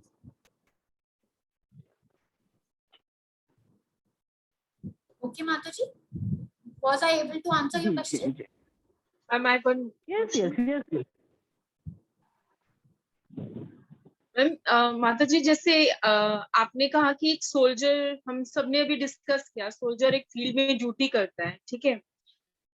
There are some profession which are decided by birth also, जैसे बुचर है for example. One day I was just crossing the passage, I seen उसकी शॉप में पहले उसने पूरा अगरबत्ती करा, पूजा पाठ किया, थी उसकी बुचर की शॉप थी। एंड तो आप उस ड्यूटी को कैसे हम डिफाइन करेंगे? क्या वो पाप कर रहा है? यू नो, ये भी एक यू मस्ट हैव सीन, ये भी एक फैमिली प्रोफेशन जाता है, तो वो क्या है? यस माता जी, वो डेफिनेटली पाप कर रहा है। देखिए क्या है कि ये जो अभी आ गया है ना कि डॉक्टर का बेटा तो डॉक्टर नहीं बन कहलाया जाएगा ना until he gets the degree, right? तो ऐसे ही इसमें क्या है कि अगर वो बुचर है, ठीक है, तो उसका बेटा is not necessarily required to be a butcher, वो उसकी चॉइस है, ठीक है। तो अब उसने अगर वो प्रोफेशन चूज किया तो उसकी चॉइस है। अगर हमें मान लीजिए अगर हमें किसी कोई पर्टिकुलर रूल नहीं पता, पूजा पाठ करने से क्या होगा, वो जो है वो पाप और पुण्य जो है आपस में कैंसिल नहीं होते हैं। वो पूजा पाठ कर लेगा, स्टिल वो उसका अलग फल मिलेगा, जो पाप है उसका अलग फल मिलेगा। तो इसमें ऐसा नहीं होता है। वो और जो बुचर है ना, वो भी ऐसा नहीं है कि आगे जाके वो उसको वही प्रोफेशन कंटिन्यू करनी है। इसमें एक बहुत अच्छी स्टोरी आती है मृगारी की, मृगारी करके एक बहुत अच्छी स्टोरी है। इसमें क्या होता है कि वो क्या बोलते हैं, जो जंगल में मारते हैं लोगों को, उनका प्रोफेशन होता है हंटर। मृगारी जो है ना, वो एक हंटर होता है। तो वो क्या करता है कि उसके जो फादर होते हैं वो भी हंटर होते हैं, और उसके फादर ने उसको सिखाया होता है कि जब आप किसी को मारते हो ना, जब आप किसी जानवर को मारते हो, तो वो अधमरा करके उसको छोड़ देता है। मतलब वो उसको पूरी तरह से मारता नहीं है, वो उसके फादर ने उसको ऐसे ही सिखाया। और अधमरा करके छोड़ने में क्या, उसको बहुत ज्यादा पेन होता है जानवर को, डेफिनेटली पूरी तरह से मर गया तो मर गया। तो उसमें क्या होता है कि एक बार नारद जी जा रहे होते हैं, तो नारद जी देखते हैं बहुत सारे जानवर ऐसे अधमरे पड़े हुए हैं। तो नारद जी बोलते हैं कि ये किसने, नारद जी एकदम बहुत ज्यादा कंपैशन में आ जाते हैं, बहुत ज्यादा। और तो उससे मृगारी से मिलते हैं जाके और उसको बोलते हैं कि तुम ऐसे क्यों कर रहे हो? तो वो बोला कि मुझे तो मेरे पिता ने ऐसे ही सिखाया, ये तो हमारा प्रोफेशन है कि मतलब हम ऐसे ही मारते हैं, और तो कोई हमारा सोर्स ऑफ इनकम है नहीं, हम तो इसी तरह से हम अपनी जो अर्निंग है वो करते हैं और खाते पीते हैं। तो नारद जी ने बोला कि ठीक है, तुम्हें प्रोफेशन छोड़ दो, तुम्हें नहीं पता तुम बहुत बड़ा पाप कर रहे हो and you will have to pay for it, मतलब तुम्हें प्रोफेशन छोड़ दो। तो वो बोला मैं कैसे छोड़ सकता हूँ, मतलब मेरा तो ये डेली जो मेरी लिविंग, मेरी अर्निंग यही है। तो नारद जी ने बोला ठीक है, उसकी रिस्पॉन्सिबिलिटी मेरी, अगर मैं तुम्हारी खाने पीने का मैं अरेंजमेंट कर दूं तो तुम छोड़ दोगे? तो उसने कहा कि ठीक है। तो वो बोलता है कि ठीक है। नारद जी बोलते हैं कि आप एक काम करो, एक गांव है, आप वहाँ पे, गांव पे मैं आपको बोलता हूँ, जो मैं बोल रहा हूँ वैसे करो, आप गांव के तट पे चले जाओ, वहाँ पे एक पानी का, गंगा का तट है, वहां जाके साइड में बैठ जाओ बस। तो नारद जी क्या करते हैं, गाँव में और बैठ के आप चैंटिंग करो, वहाँ पे भगवान के नाम का जप करो, आप कुछ मत करो, सब अरेंज हो जाएगा। और नारद जी क्या करते हैं, वो गाँव में जाके बोल देते हैं कि एक बहुत बड़े वैष्णव है, वो वहाँ पे हैं, बैठे हैं, और आप ना जो गांव वालों को बोलते हैं कि आप उन वैष्णव को आप सर्व करो जाके। तो गांव वाले जो होते हैं वो जाके उन वैष्णव को जाके प्रसाद दे के आते हैं। तो बहुत ज्यादा मतलब उतना ज्यादा उनके पास हो जाता है वहां पे प्रसाद से, वो प्रसाद डिस्ट्रीब्यूट करने लग जाते हैं। वो जो मृगारी होता है वो प्रसाद डिस्ट्रीब्यूट करने लग जाता है सबको। तो उसके बाद क्या होता है, धीरे धीरे करके उसकी जो चेतना है, उसकी कॉन्शियसनेस बदलने लग जाती है। और एक टाइम ऐसा आता है कि जब नारद जी उससे मिलने जाते हैं तो देखते हैं मृगारी जो है ना वो अपने उसकी कुटिया में जाते हैं तो देखते हैं वो अपनी कुटिया में ना ऐसे उछल रहा है जगह जगह पे, यहाँ से जंप लगा रहा है, वहां से जंप लगा रहा है। तो वो पूछते हैं कि नारद जी पूछते हैं कि क्यों ये ऐसे तुम क्यों कर रहे हो? तो मृगारी बताता है कि वो नीचे ना चींटियां चल रही हैं, तो मैं कहीं गलती से उन पे पैर ना रखा। तो मतलब आप ट्रांसफॉर्मेशन देखो, कहाँ वो था जो जानवरों को अधमरा छोड़ता था। तो it is in our hands. वो प्रोफेशन जो है वो ऐसा नहीं है कि you have to continue with the profession. जो ब्राह्मण भी है वो ऐसा नहीं है कि ब्राह्मण का पुत्र ब्राह्मण होगा, ये भी हम आगे भगवत गीता में पढ़ेंगे। भगवान बोलते हैं इट कम्स बाय क्वालिटीज, कि ब्राह्मण भी क्वालिटीज से बनते हैं। ऐसा नहीं है कि हम आजकल तो हम ये मानते हैं ना कि ब्राह्मण के घर में जो पैदा हो गया वो तो ब्राह्मण ही होगा, तो ऐसा नहीं है, वो क्वालिटीज से होता है। तो सिमिलरली ये जो मृगारी का एग्जांपल है ये आपके क्वेश्चन से बहुत ज्यादा मैच करता है। तो जो बुचर है उसको डेफिनेटली उसका जो भी वो कर्म कर रहा है उसको फल मिलेगा।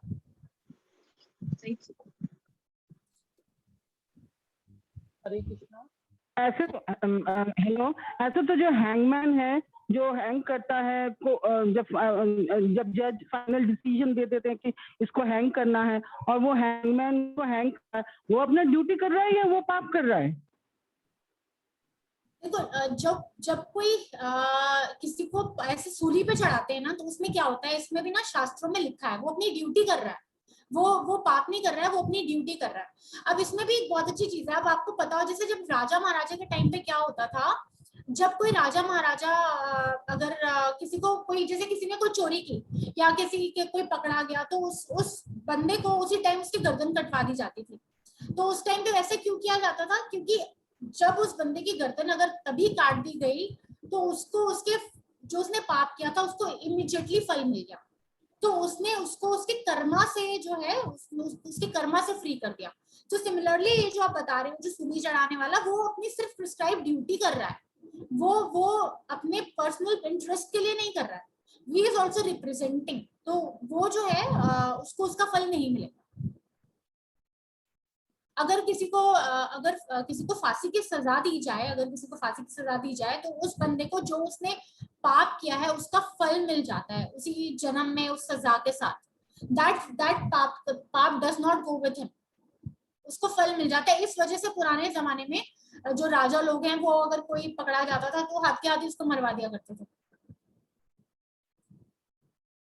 ठीक है माता जी। हरे कृष्णा। हरे कृष्णा। माता जी जैसे आपने बताया कि हम कोई भी चीज खरीदते हैं, प्रसाद का तो हम भोग लगाते हैं, खाने का तो भोग लगता है। अब आपने बताया कि हम कोई भी नई चीज लाते हैं, जो भक्त होते हैं वो उन्हें भी भगवान को ऑफर करते हैं, लेकिन वो चीज तो हम अपने लिए लाते हैं। भगवान पे अगर हम कपड़े लाएंगे तो अपने लिए लाएंगे, कोई इलेक्ट्रॉनिक डिवाइस लाएंगे तो अपने लिए लाएंगे, भगवान के लिए तो लाते नहीं है। तो वो भाव तो हमारा मेंटेन रहा ही नहीं है उसमें। तो उस स्थिति में हमें क्या करना चाहिए? माता जी देखिए वो तो धीरे धीरे डेवलप होता है। इनिशियल स्टेज पे हम मतलब ऐसे कर सकते हैं। क्या होता है कि जैसे अगर मैं अपना एग्जांपल लूं पर्सनली, अगर मैंने कुछ नया फोन रखा है ना वो भाव धीरे धीरे डेवलप होता है। अगर जैसे मैंने नया फोन लिया है तो मैं क्या करूंगी, मैं फोन को ना ऑन करके चार्ज करके उसको पहले मंदिर में ना ठाकुर जी के सामने रख के आ जाऊंगी। और मतलब मेरी बेटी तो ऐसे करती है, गेम भी ऑन करके रखाती है, उसके फोन के अंदर गेम चला के रखाती है कि पहले थोड़ी देर आप खेल लो, तो उसके बाद 5-10 मिनट में फोन उठा लिया और हमने यूज कर लिया। तो मतलब वो टोटली हमारे भाव पे डिपेंड करता है, हम हमारे भाव कैसे हैं। भगवान ने ना वो सिर्फ भाव देखते हैं। मतलब अब ऐसे देखा जाए तो खाना भी कई बार हम ये सोच के बनाते हैं कि हम ये अपने लिए बना रहे हैं, कि मुझे ये पसंद है हम अपने लिए बना रहे हैं।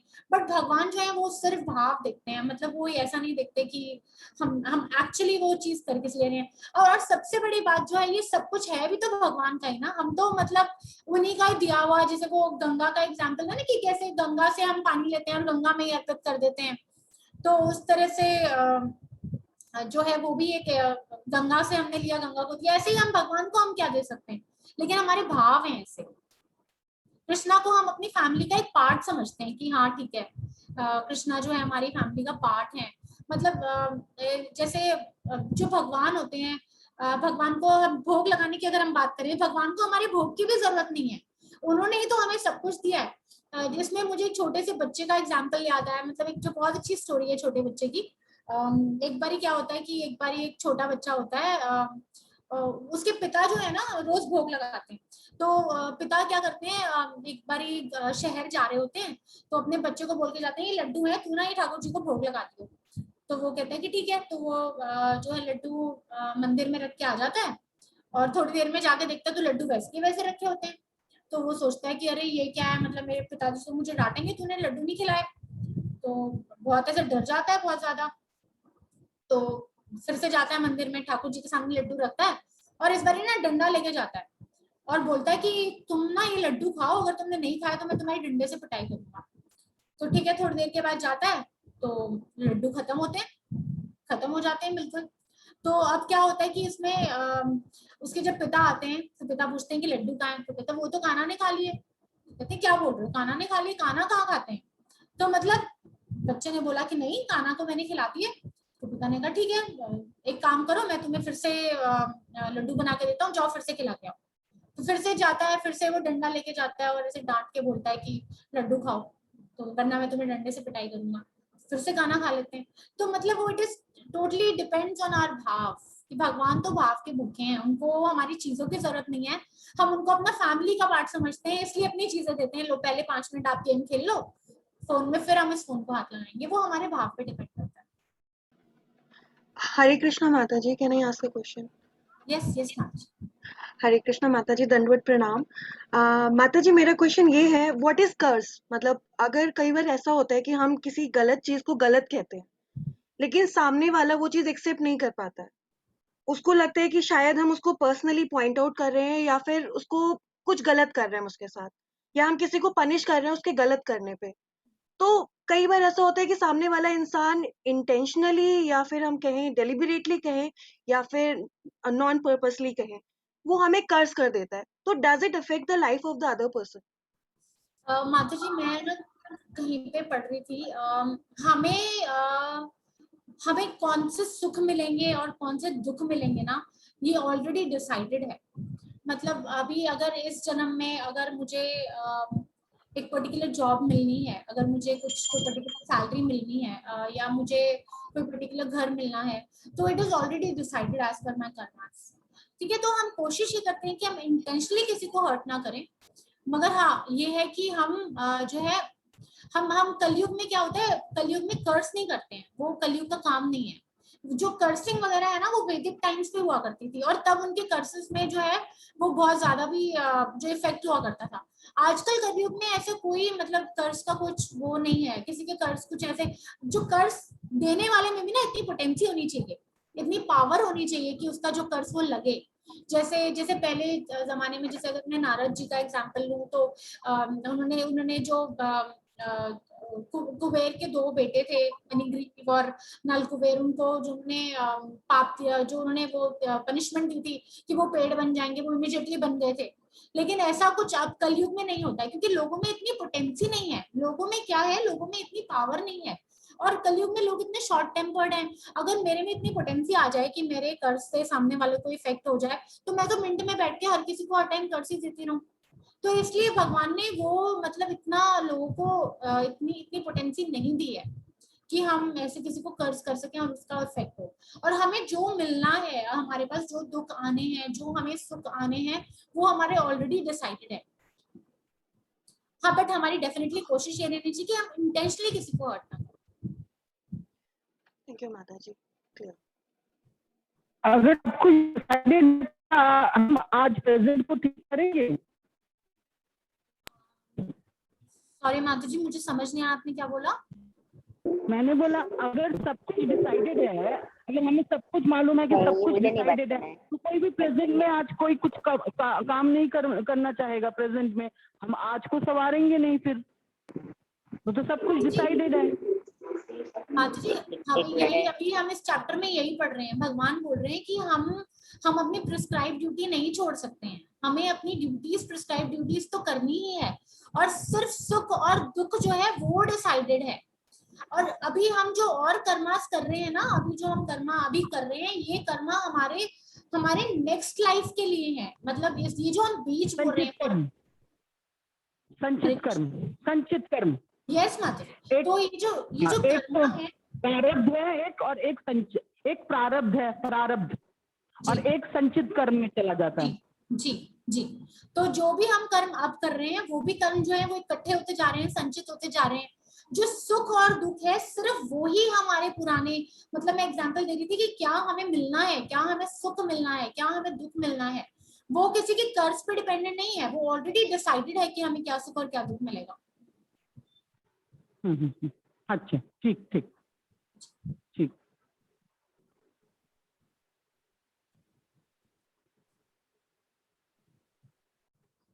हरे कृष्णा। ठीक है, अभी कोई और क्वेश्चंस नहीं है तो हम आज के सेशन को एंड करते हैं, और 22nd श्लोक से हम कल स्टार्ट करेंगे फिर। Thank you.